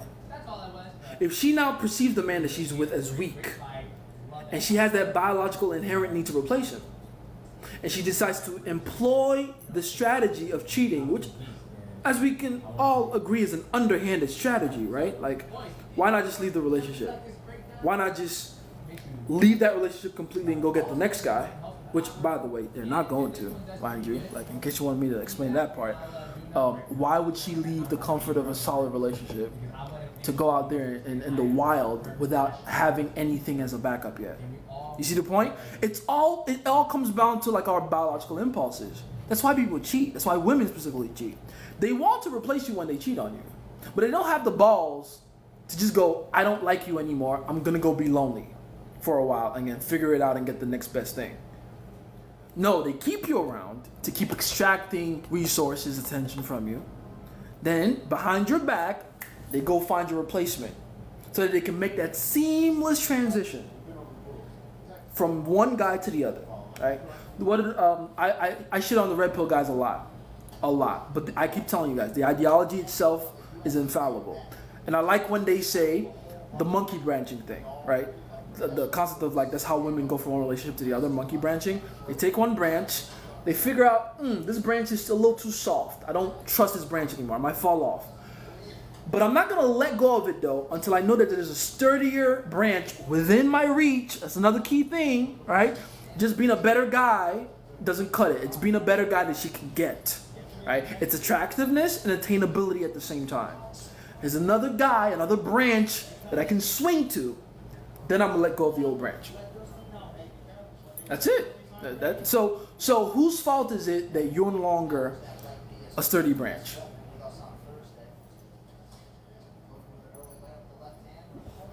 It's yours. On the day, women are reactionary creatures, man. They go off of you. They go off of you. So anything they believe about you is your fucking fault. Keep that in mind. And expect the video tomorrow. How do you include the information from short-term versus long-term dating strategy into your game? It's literally what I talk about when I say protector versus provider. All I try to teach you guys is how to be someone. Because here's how it works, right? And this is the irony to it. This is why you don't hear me use the term short-term versus long-term dating strategy a lot. Is that if you really think about it, if you really look at the game, everything that makes you a short-term dating strategist, ironically, if you know how to tweak it well, is what keeps you in a long-term relationship. Very ironic, I know. But it's true. Because this is, again, it's the creature we're dealing with, women. Women don't want the soft, sensitive guy. They don't want the guy who's looking and dying to be in a relationship. That's why I keep telling you guys, oh, I want to be in a relationship. Don't tell women that. That's not the guy they want. It's the guy they settle for when they can't get the guy they want, who is the guy that doesn't want to be in a relationship. If you want to be in a long-term relationship, tell women you don't want to be in one. How ironic, right? In order to be in a long-term situation, you have to demonstrate short-term behavior. And then sprinkle in some long-term after the fact. You see the point? That's like, it's once you get this, women become so easy, guys. They don't want the guy who's like, oh, I'm looking for a girlfriend. They don't care about that guy. That's the guy they settle for when they can't get the guy they want. The guy they want is the guy that goes, listen, I'm not really looking for anything serious right now. We're just gonna have fun, okay? And then they have fun for 3 to 6 months, and then she goes, what are we? That's the guy she wants. That's the guy. How ironic. Right? You go and go, I like you so much. I want you, and I feel like we would be amazing together. Will you be my girlfriend? And then she goes, I don't know if I want anything serious right now. But then you go, I don't know. No, I don't think we're compatible like that. We're great in bed together, but other than that, I don't think I see a future with us here. And then she goes and makes a fucking 10-minute TikTok video about how the guy she's been seeing for a while is just a jerk. In case you can't tell, I'm speaking from experience. But that's the point. Like, we have this all wrong. We've all been taught incorrectly. We've been taught that women want the long-term behavioral cues, but they don't want that. They want the short-term behavioral cues, but they want the guy who acts short-term to behave long-term with them. That's how they feel special. That's what makes them feel good. That's the ultimate sweet nectar of validation for women. Is when they can get the guy that goes, I'm not looking for anything serious, to be like, you know what? You'll be my girlfriend. That feels good for them. Oh my God. Because it feels like they worked for something that's hard to get. As opposed to someone that's just like, here, I'll be your boyfriend. I don't want that shit. It's easy. It's too easy. You feel me? Tell her I don't think you can handle me. Literally, that's one of my lines I always use. Tell her that. Like, my first line of women sometimes is like, you know what? You're such a beautiful girl. Tell her I don't think you can handle me. Literally, that's one of my lines I always use. Tell her that. Like, my first line of women sometimes is like, you know what? You're such a beautiful girl. But by its cover, you don't even know me yet. As opposed to if I said, oh, we'd work out together. I don't know you. I don't know. How interesting. So keep that in mind. Jace, getting the wife. Am I still lagging? Fair enough. Where's the other message? I just saw one that, where's that one? Go away. Where's the one that just got put up there before Philip came and ruined it? Put that one back up. There we go. Telling her there is no future is a necessary part that we always, there we go, should say or behave more, in my opinion, as you should. Very good. And that's exactly what it is. That's literally. At some point, you gotta let her know you're a challenge. because that's what they want. That, like, bruh, that's what they want. You see it all the time, all around you. It's everywhere. You see evidence for it in movies and TV. They'll tell, oh, I want this guy. He's sweet and nice and cuddly, and he gives me flowers and buys me shit and does this. And then who do they go for? Who's getting them to cry themselves to sleep at night? Who are they constantly talking about with their friends and worried about what he's doing, what he's up to, who he's with? The guy who doesn't give two shits about her. That's who. The guy who calls her at 3 a.m. Now, if you can just take some of the behavioral cues of that guy, mix it in with some, you know what, I'm a sweet, sensitive guy.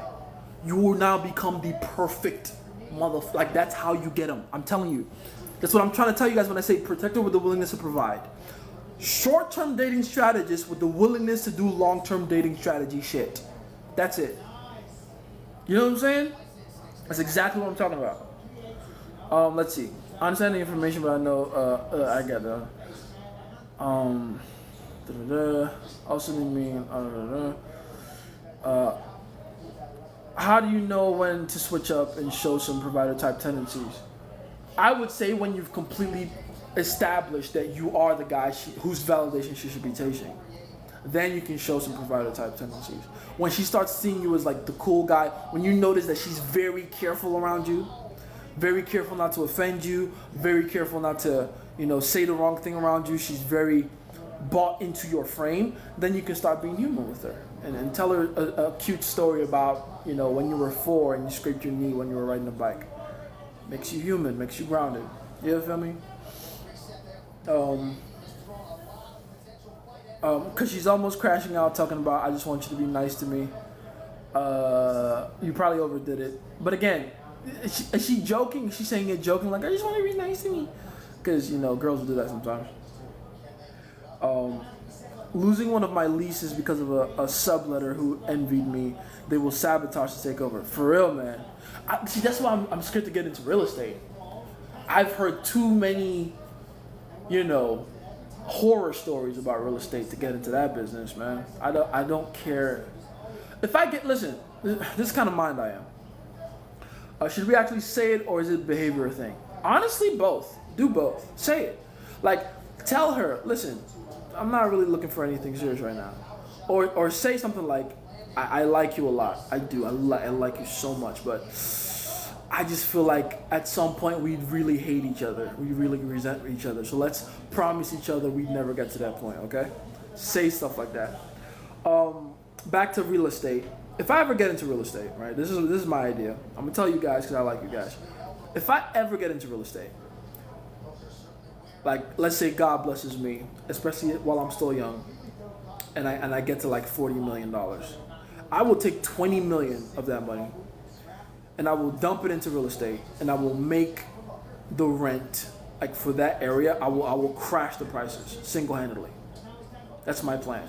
Because these landlords are doing too much, man. Like, I'm in a better position now in life, but goddamn, I have gone through the ringer with just like the greediest, shittiest landlords and property managers. I would reset that shit.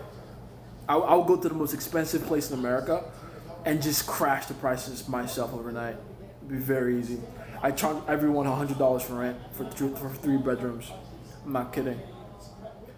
No Section 8 shit either, by the way. No Section 8 shit. Like regular people that can afford to pay me $600. I will literally charge them $10 for a studio.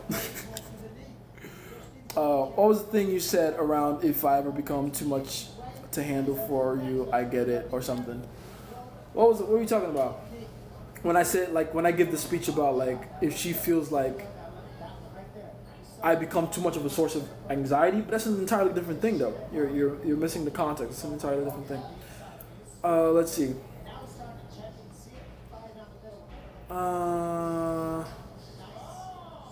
Dark Master Yoda, all I can see you saying is around how can I go about it. I don't see the first message.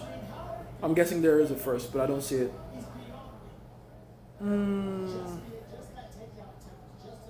I know, I was just wondering what was that statement in its application was again.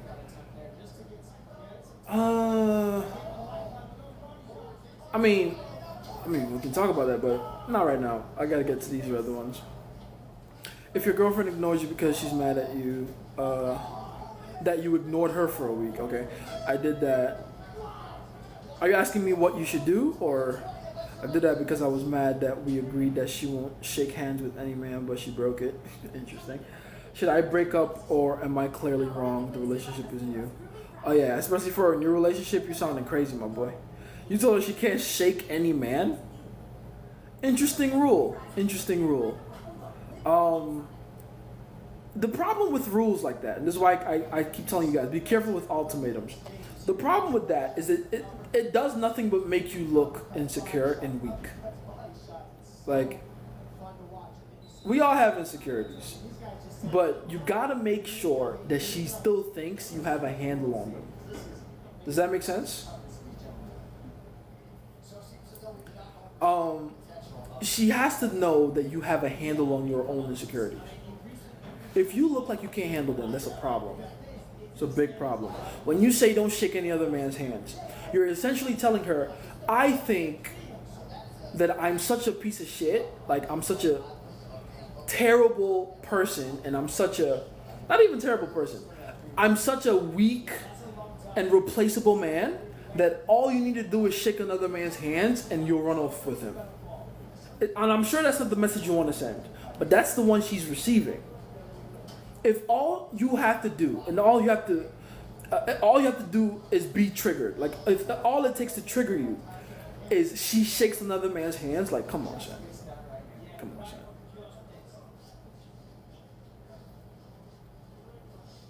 You just look weak. So yeah, you're wrong. You're very wrong. Stop setting hard rules like, especially for a new relationship. Stop doing that. Just stop all that shit in total. Let the relationship breathe for a second. You feel me? Let's see.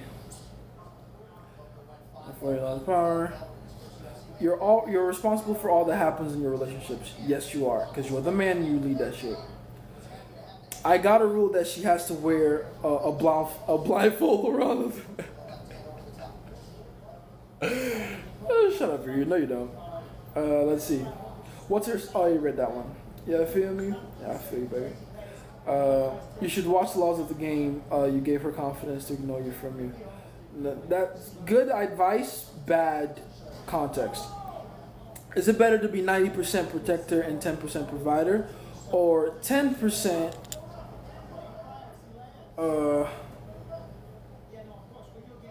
For tens. Okay, I see. Or should it be more balanced? No. For tens, be more 90. So here's a trick. Here's a rule. If you want hotter girls, you got to show more masculinity. You got to show more protector type behavior, more short-term behavior.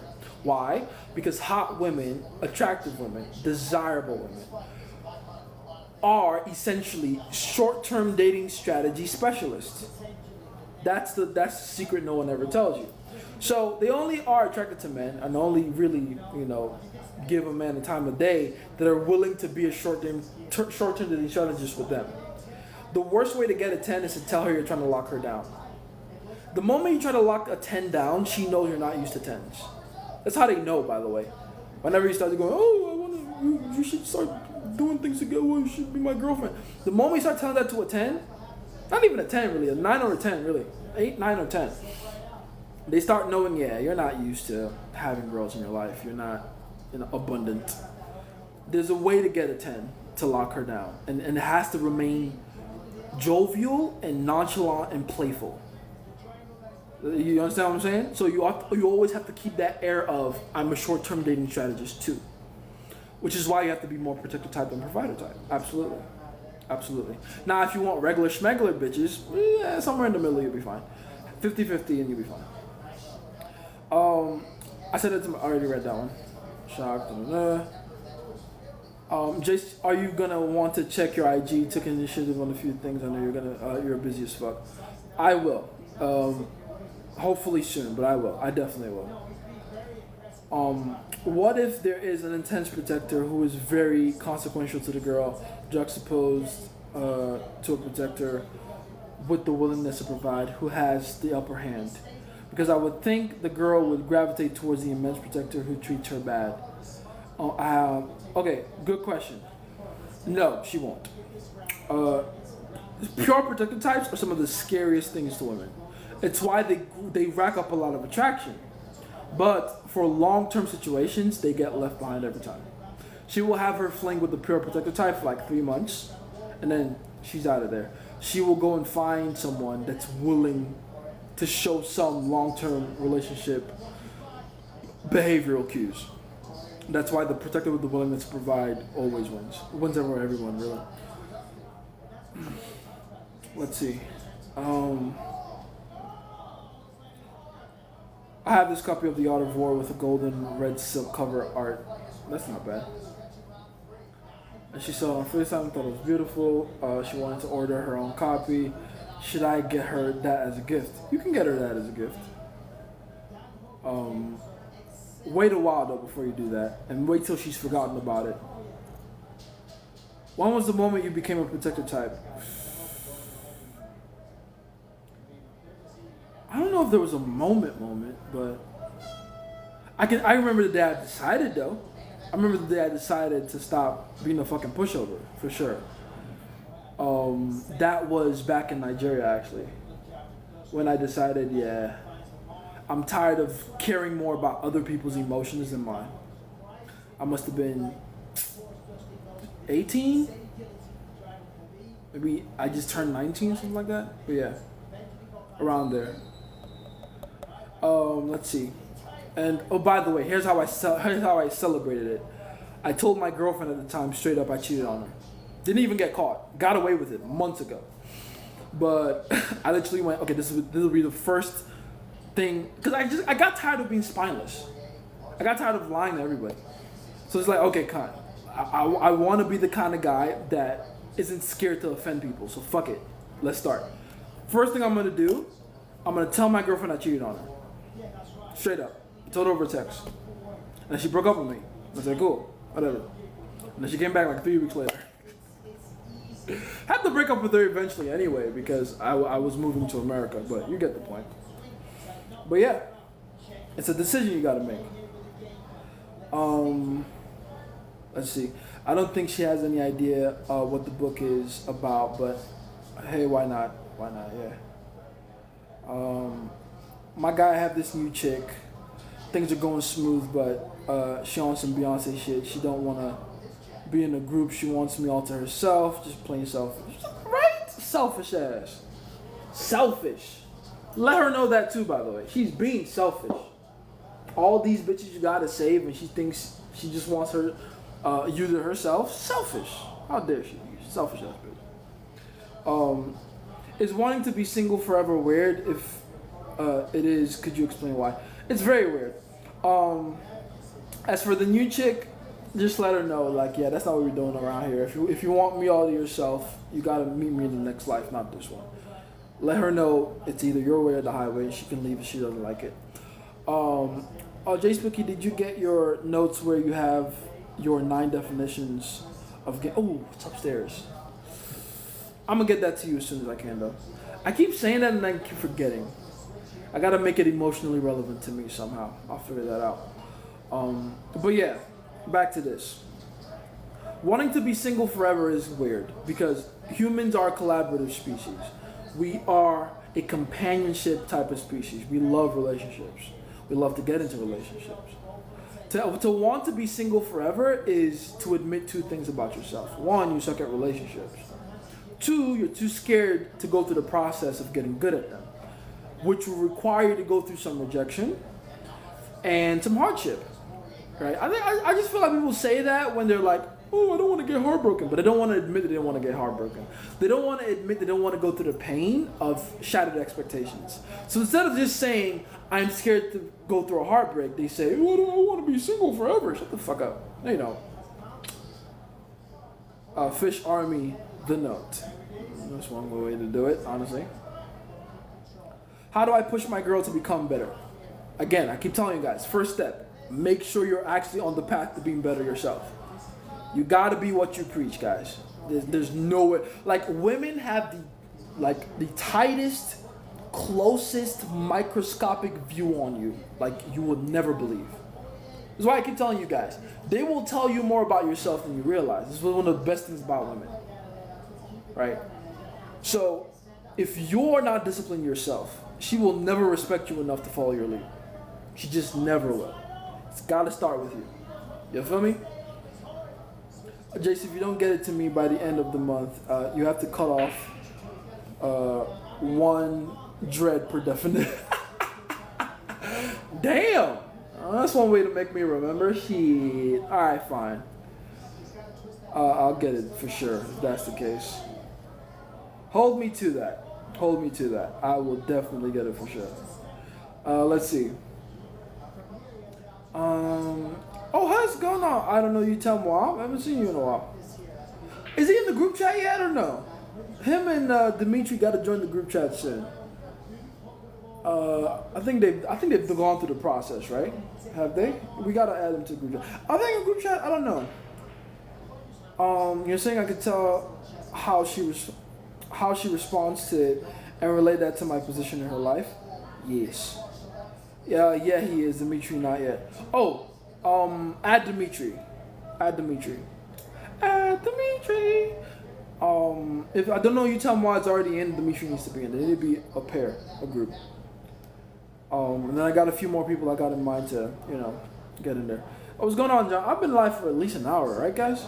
I've been on for a while. You're late as hell. But it's fine. I just popped out of nowhere anyway. Like if she thirst trapping, brother, you have a long way home because certain needs are not met. Hence, why she's marketing still. That's true, by the way. Now, to be clear, what I said before still stands. Whether she's thirst trapping or not, men will always be surrounding her. That's part of it. But if she is thirst trapping, if she's going out of her way to advertise herself, yeah, something's off there. Should I add him right now? Yes, please. Add Demetrius right now. Very important.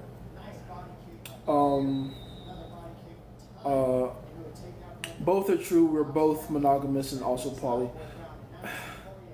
Monogamy is a very recent concept. Like, I really need people to understand.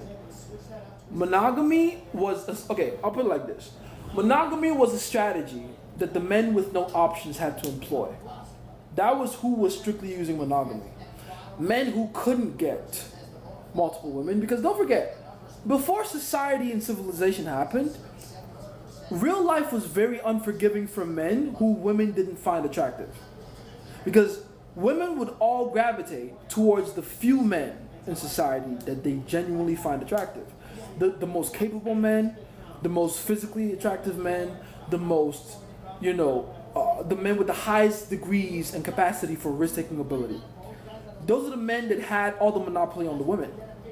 And then the men who weren't in that position, the vast majority obviously, they would come up with these different strategies to lock down at least one woman to be able to take his seed to the next generation. That's where monogamy came from. Only recently has monogamy become an intertwined part of our society. And guess what? It's still not working. The society is still very much polygamous. Look what's happening in the dating world today. It's like 20% of guys getting pussy. Every other guy is complaining or coming up with their own different strategy that isn't working, right? That's why you have ideological clashes like me and Christian. Ooh, I'm authentic. No, you're not. You're relatable. You're saying the nice things, right? You remember when I said that? That's what's happening. It's guys like me versus the vast majority of guys pretending like they can nice their way in the pussy. Ain't nobody nicing their way in the pussy. It's not how it works, right? That's not how attraction works. Women don't get attracted to men off of, oh, he's nice to me. That's never how it's been. That's never how it's worked. You feel me? So men try to come up with these strategies and then try to convince themselves that these strategies are real and juxtapose these strategies on real life. And then finally find out it doesn't really work that way now, does it? Right? It doesn't work that way. It does not work that way. You cannot be nice enough to get pussy wet. It just, no. Sorry. That's not why women get attracted to men. You cannot be willing and available and considerate enough to get women to genuinely want you. That's not why they want men. They want men who can keep them safe. They want men who can keep them protected. That's what they want. Keep that in mind. So yeah, even now, like, oh, monogamy, it's still not working, dude. It's still not working. All these men that try to employ these, oh, I know, I'm gonna take out the trash, and maybe if I take out the trash enough times, my wife will finally suck my dick. Ask them how well their marriages are going. All them sexless marriages, man. God, like, come on. It's still not working. Those wives of theirs are sneaking out and running out and getting with who? You know who. So yeah, even now we like to go, oh, monogamy. We're both monogamous and polygamous. Are we though? Man like Ty Narasai. Do you like the way I cold approach her? Nah. Do you like the way I cold approach her? Nah. Or no. Ty Narasai is crazy. Most of these posts are older. Do you think she should get rid of them? Nah, leave them. You have to have a certain degree of gratitude to the old post on her Instagram, the one where she's thirst trapping and shit. You gotta have a certain degree of appreciation for her. One, it reminds you of how long she's, the journey along the way, how far she's come with you. Two, and let's be honest, if she wasn't advertising herself like that to some degree, you would have never noticed her. So you gotta be grateful for the signboard, for the billboard. You feel me? You can't now be like, oh, I don't like the fact that the billboard is out there. It's like, yeah, it's out there, but, it's the one she put out before. As long as she's not putting out any new ones, you're fine. You feel me? Emotions such as jealousy in our species shows us that monogamy has been around longer than some say. Okay, let's assume that for a second. Let's say jealousy is the evidence that monogamy is a real thing. I don't see how it is, because you can be jealous and polygamous at the same time. You think I want to see any of my women in the arms of anyone else? No. What? No. But it all comes down to what are different species. Like, again, this is the point. Men and women are different, though. The way men show loyalty to women is different from the way women show loyalty to men. But where we mix things up and why monogamy is kind of dangerous is that we try to do the whole what's good for the goose is good for the gander thing, and it doesn't work that way. A man, also while you're at it with the definitions, find the 7 fears, and fair enough, I will too. Back to what I was saying. A woman showing a man her loyalty by sexual exclusivity makes sense. Because on a biological level, who she gives access to herself sexually is just about the most important thing for replication. Not just about. It is the most important thing for replication. So on a biological level, a woman's sexual exclusivity is important. It's paramount. The problem is we've allowed women to convince us as men that it's the same way the other way around. And it's not. It's just not. I'm sorry. Let's be honest as men. Let's speak candidly for a second. Candidly, let's speak. Who's the bitch that's more important in our life? The one we're fucking or the one we're spending time with? Let's be honest. Let's be honest. How many times have you just fucked a bitch inconsequentially and forgot her name? As opposed to the woman that spent actual exclusive time with you. Let's be honest. The way we show loyalty is not the same as them. It's not. Me not fucking other bitches isn't showing loyalty. The time I give her is what's showing loyalty. The time, like her knowing that she can call me at all hours of the night and I will show up. That's loyalty. That's not something you just give any bitch. Dick is free. Who cares? Time? Specialized time and attention? Come on. It's levels. There's levels to this, and it's not the same. So that's why you can't, jealousy is evidence for monogamy. I disagree. Because jealousy existed long before monogamy did. It just did. You feel me? Let's see. But post still, paternity tests should be mandatory. Yes, they should be. But honestly, that's not even gonna solve the problem for a lot of men. Because let's be honest, a lot of men are so weak and pathetic. Even though paternity tests are mandatory, they'll find a way to like still stick around regardless of what they find out. Like how often do you hear about stories like that where the man gets done so dirty and he still sticks around? At that point, you can't even blame the woman. You blame him, as you should. You should. You feel me? I think she knows I'm not scared of any other guys, just teaching her how to behave around it. Although that might not apply to this. Jason, what do you think? About her not... What was the thing you said that I clearly think you're joking about? If you're not joking about that, then stop it. Don't... Again, no ultimatums, guys. Don't... When you tell a girl how to conduct herself, never say it like, oh, don't do this or else. Characterize it as, you're my girl now. And I'm the shit. So you have to behave yourself in this way. That is how you do it. I was joking. Yeah, of course you were. Of course you were. You let her know that her behavior changes because you have elevated her status. That is how you word it. That is how you frame it. Not that, you have to do this or else. Like, no, don't be a baby about it. You feel me? Bro, I know a guy, his girl cheated with his father, he still stayed. I know several. I used to work with one of these motherfuckers. Work with him. Do you understand? Not with his father in that case, with his brother, but same difference. A lot of men are a lot more pathetic than you realize, guys. I'm telling you. Took a lot more shit from women than they'll admit they will. Because they allow women to become that important to them. And women aren't even the point. Let's see. You tell her you are my girl, and because of see, even Dimitri gets it. You tell her you're my girl, and because of that, you're my girl. I am a man of certain standards. See, I love it when you guys listen to me, man. I love it, and I love that you listen to me so well. You can begin to regurgitate these things I say. That's how you know it's in your spirit. Good. That's how you know. Was Tom Brady replaceable, or that's a different story? Oh, very replaceable. Very replaceable.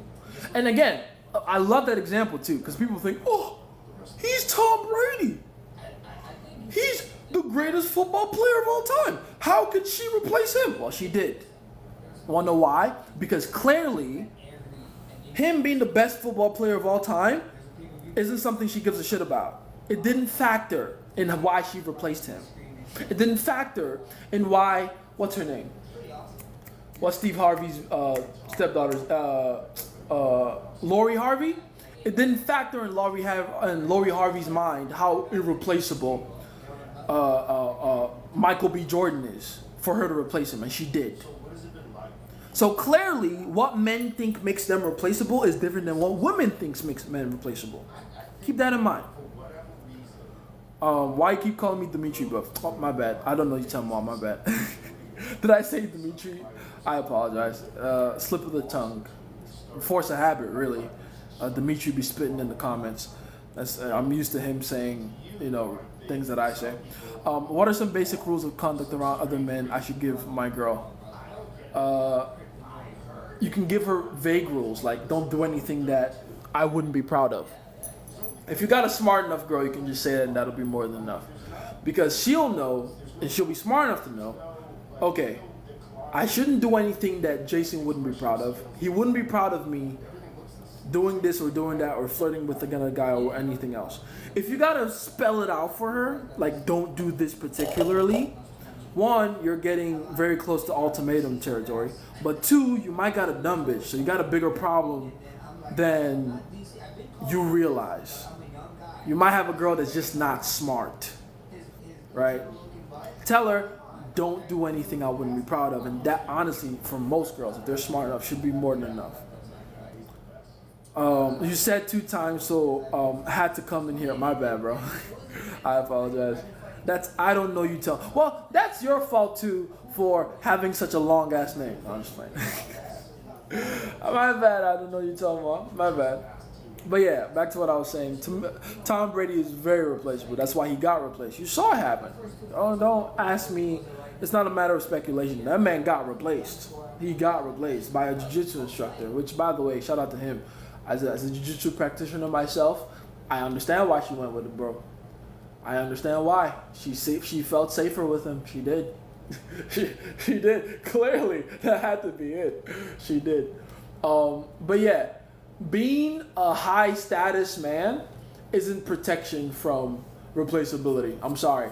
What makes you replaceable or irreplaceable to women is the impact you make in their lives and your ability to keep being that unpredictable, fresh, uncatchable, unwinnable prize. The moment they feel like they figured you out, the moment they feel like they got you, they're looking for the next challenge. Kyrie's a basketball wizard. Interesting. I wouldn't watch that though. I don't know why that would be on my homepage. Shout out to basketball though. I'm not a basketball guy. I'm a fighting guy. You know what? I do want to see more film about this guy. Shara Magomedov versus Bruno Silva. Yeah, I've been because I know his wrestling is trash. For any of you that are into MMA, I'm talking about that one redheaded guy from Dagestan with one eye. Apparently, he's a phenomenal kickboxer, but his wrestling is trash for someone from Dagestan, which makes no sense. Why would someone with one eye have amazing enough vision to be good with striking? I can grapple with my eyes closed. You know what I mean? Because you're feeling the person with your body. Pause. But with striking, you need eyes. And ironically, this guy's better with his striking than his grappling. And he's from Dagestan. Like, what's going on there? I am so curious about that. Anyway, let's say she posts herself, but not with the intention of self-advertising. How should I handle that? Yeah, she posts herself. That's fine. It depends on the post itself. If she's posting herself doing mundane stuff or around town or wearing a cool outfit, whatever, you should be only worried about the post where it's an obvious thirst trap, like booty on the sink pics, right? Like wearing something unnecessarily revealing pics or videos. That's when you should be worried. Let's see. He looks like a pirate though. Pirates don't grapple. That's a funny way to put it. But again, he's from Dagestan. First strike. You're from Dagestan and you can't grapple? What the fuck? By the way, Bruno Silva's piecing him up right now. I don't see the striking genius here. His distance management isn't bad though. I won't lie. It looks decent. But Bruno is blitzing in. I like his feints. They're not bad. I don't like the way he moves backwards. I don't like the way he moves. He just kind of flaps his feet backwards, like he paddles back like an NFL cornerback. It's not a good look. You want to have your feet apart when you want to slide back. Keeps you being able to counter and throw power. You can plant while you're going backwards. Ooh! I spoke too soon. He just did that. And clap, bro. Oh, this guy. Okay, hold on. Oh, I see. He's a rhythm fighter. He needs to get into a groove. Oh, that's not a bad takedown stuff. I wish you guys could see this though. But anyway, back to this. Yeah, kid ain't bad. He's got some nice flashes of genius here and there. But he gotta watch. He's circling into the cage. Why would he do that? Anyway, yeah, it's not that bad, but also wouldn't say I'm in the clear. All right, fair enough. What does the picture look like? Like putting something in her bio or posting me and her together, for example. That's not bad. That's not bad at all. It depends on what they do. If they go out of their way to over exaggerate it, like, oh, this is my amazing, beautiful, wonderful boyfriend, that might be guilty conscience. That might not be actual appreciation. Because when a woman posts a man that she likes, that she loves, first of all, they go out of their way to hide it a lot. Like when they like you, they hide you because, they don't want competition like that. That's one. So when they do post you, it's gonna be in flashes. The story here and there, the odd this, the odd that. They're not gonna just let you sit and let the world observe you like that. They're always trying to hide you to some degree. But if they're gonna post you, it's gonna be like Like if they're gonna leave a post up, I mean, it's gonna be like, oh, this is something cool we're doing, or this is the funny thing he did or said. It's gonna be around something you did. It's not gonna be like, this is my amazing man. The moment they start pedestalizing you in their posts, that might be guilty conscience, man. Might be a guilty conscience. Be wary of that. Does that include showing you to her friends? No, not necessarily. They're gonna show you to her friends regardless. Like that's gonna happen before you even get serious with her. You feel me? Could I make her post something casual of us two when I meet her? No. Don't even do that. Don't make her post you. That's something she's gonna decide on her own time. Don't be thirsty to be posted. It's not your job. Let her deal with the whole social media shit. If long distance do FaceTime screenshot posts, should stop most motherfuckers, but not the real picky dude. Don't even worry about that. I think I'll get her to post something once I meet her. Nah, no need. Don't worry about that. Up until then, I don't really have any business asking her to do that. You don't have any business asking her to do that, period. Yo, this is the thing, like older attraction, like 2 or 3 years younger girls finding you. Yeah, it's very common. That's women, like 101. That makes sense. Automatically attractive because you're older, yes. How do you lead as a protector instead of a provider? You're more selfish and more honest.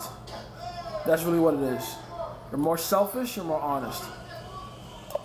Should you say something like, you posting me will hurt you more than it helps you, but do as you please? Literally. I literally said that to women. I literally go, listen, if you post me, you know what's going to happen, right? You're going to chase away all the guys in your DMs because they're going to see me and they're going to know they can't compete. So get ready for that. A lot of the guys are going to be gone. And the ones that do say are like the socially inept, super thirsty motherfuckers. So get ready for that. Are you sure? Right? I will literally stop women from posting me and be like, listen, let's give it another month. Let's see how we go, and then you can post me if you want to.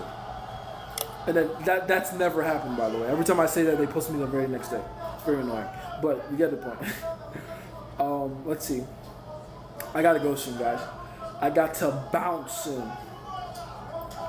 You talked about being the wolf, but if you have been the sheep, is it just the frame that will get you the goods when you've been a sheep for years in her eyes? To go from sheep to wolf, you gotta go through fox. You will be tested in the fox frame, then you become wolf. That's pretty much the concept there. If it doesn't matter how long she was seeing you as a sheep before. If you go through your fox testing successfully and become the wolf, you're the wolf now. End of story. Can I frame it that way, take a video together, and then let her decide what she does with it? No. Because you gotta wait for her to say, I wanna post you, or I'm gonna post you. Or even post you, and then be like, whoa, what are you doing? Chill out. Like, don't get too caught up in mate guarding. That's what you're trying to do. You want her to post you so other guys can see you. Like, fuck all that. Don't worry about it. This is where the competition comes in. You gotta be the guy that makes the most impact. Listen, once you become the guy that's made the most impact, I promise you, the thought of other guys becomes irrelevant. It doesn't matter. Because you know you're the guy that's won anyway. So you won't worry about that shit. You feel me? Let's see. Y'all making fun of my wife. Jason, my girl suddenly went cold and said she needs a break. She's not responding. It's been a week. I can tell you why. She told you she needs a break, and then you still try to reach out to her. And I know you still try to reach out to her because she's not responding to you, which means you're trying to reach out to her, and she's not giving you anything back. So that means she's telling you, you're clingy. You're being clingy. You clingy fuck. Stop it. Leave her alone. Let her see you can survive without her for like a month. Right? That would be my honest advice to you. Like, even if she tries to reach out to you again, leave her alone. Ignore her for another 2 weeks. Then get back to her and be like, oh, what's up? I didn't see your message. What's going on? Stop being clingy. No, it's not even for my girl. I just want them other guys to know they have no chance. Again, don't worry about the other guys. Don't worry about them. Don't worry about them. You're not there in the relationship to. Oh, Imavov just got taken down. He getting pieced up on the ground too. Holy shit. Bro has no ground game. He's leg kicking like a bicycle. I think he's still winning this round, but damn, he sucks on the ground. No jiu-jitsu. It doesn't seem like he has any. Why? That's such a bad idea. When you're striking from the ground, right? This is good advice for all you fighters out there. When you're striking from the ground, you don't get the flurry from the ground. One, you're not gonna be able to generate enough power from your back, right? That's one. Two, you're wasting energy. You'd be better off using that energy to get back the fuck up. Or go for a submission from the back. You know what I mean? Don't be like trying to flurry and fight and hammer fist and all that bullshit. They're wasting energy, man. Waste of fucking energy. Climb up. He's got him in his close guard. Dude, get something off of there. Try for a triangle. Try for a fucking, try for an armbar if you can manage. Sweep. You can sweep. If you know good enough jiu-jitsu, you can sweep anyway. Like his base is right into you. Shift his weight to one side and then use like an Americana or something. Sweep. Stupid. That's just dumb decision making. Look at it. He's bleeding now. He's bleeding out of his eye. Stupid. Anyway, someone gave me a body shot from the ground and it honestly hurt. He was 20 pounds heavier, to be fair. Body shot, again, was he flurrying or was he picking his moments and leaving it in there? You know what I'm saying? Because you can do that. Thanks for the heart, Cosman. Appreciate you. You can do that if you leave it in there. Like you wait, you time it, you swing with the punches, with the flurry, and then whoop, you swing something. But keep it short and tight though, right? And throw your entire body into it. You're not gonna be able to generate enough power with just your hands going forward. But if you go your entire body in one direction, you generate enough power doing that. From your back anyway. But if they got their head to your chest, it's gonna be very hard. It's gonna be impossible. By the way, her posts were just videos of her with a bit of ass showing, but not anything else. Fair enough. That's fine. Whatever. Let's see. He likes putting us in his Zanami. Zanami. No, I'm just playing. Should we actually say it, or I already answered that one? Is there a way to make a woman never cheat on you? Essentially, yes. Be the guy she can't replace. Make her feel like it would be a bad decision to even try to look at another man. But not even necessarily because of the consequences. Yes, because of the consequences, but mostly because you're just that fucking good. You're that irreplaceable. You feel me? That's true. I didn't give Dimitri the mod thingy here. Where is Dimitri? I can't find him. I'll see him later. Let's see. Itachi taught him well. Yes, he did. Shout out to Itachi. That's my favorite Naruto character. I made a video a while ago about how Naruto and JJK are the same anime, essentially, like storyline wise. If you haven't seen it, go find it. It's somewhere in my page. And I talked about how Itachi and Toji Fushiguro in JJK are literally the same character. Dark haired, they got a younger relative that they wanted to protect. They are very powerful and they hide tools and things in an animal or some companion of some kind, some creature. But they're badasses. So surprise, surprise, Itachi's my favorite character in Naruto. Toji Fushiguro is my favorite character in JJK. Just said, there we go. There goes Dimitri. I'm gonna make Dimitri a mod. Add. Confirm. Congratulations, Dimitri. You're now a mod. I just sent the second girl I want to see you, implying her to come over. She sent me that. That's funny. That's funny. Is there a way to make one? I read that one. If I got a girl's number 2 days ago, should I try to bring her to the crib on the first date?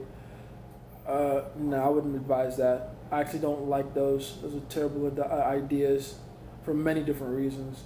But the most important reason, though, is that it makes you look thirsty. Don't do that. Jace, I called next, Pookie. I think you're next. You're for sure next. Ooh, I don't know. You tell Mod. Okay, he's a mod too. Yeah, good. Your promotion day is coming very soon, by the way. What the fuck? No. There we go. Un momento, por favor.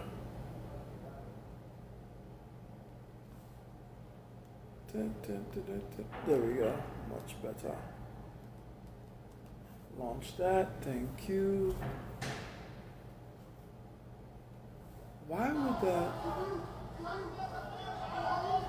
There we go. Run Mr. Zion through the initiation process. Oh yeah, Zion hit me up on Instagram. Or Ryu, send him a message directly and let him know what the initiation process is. Yeah, family.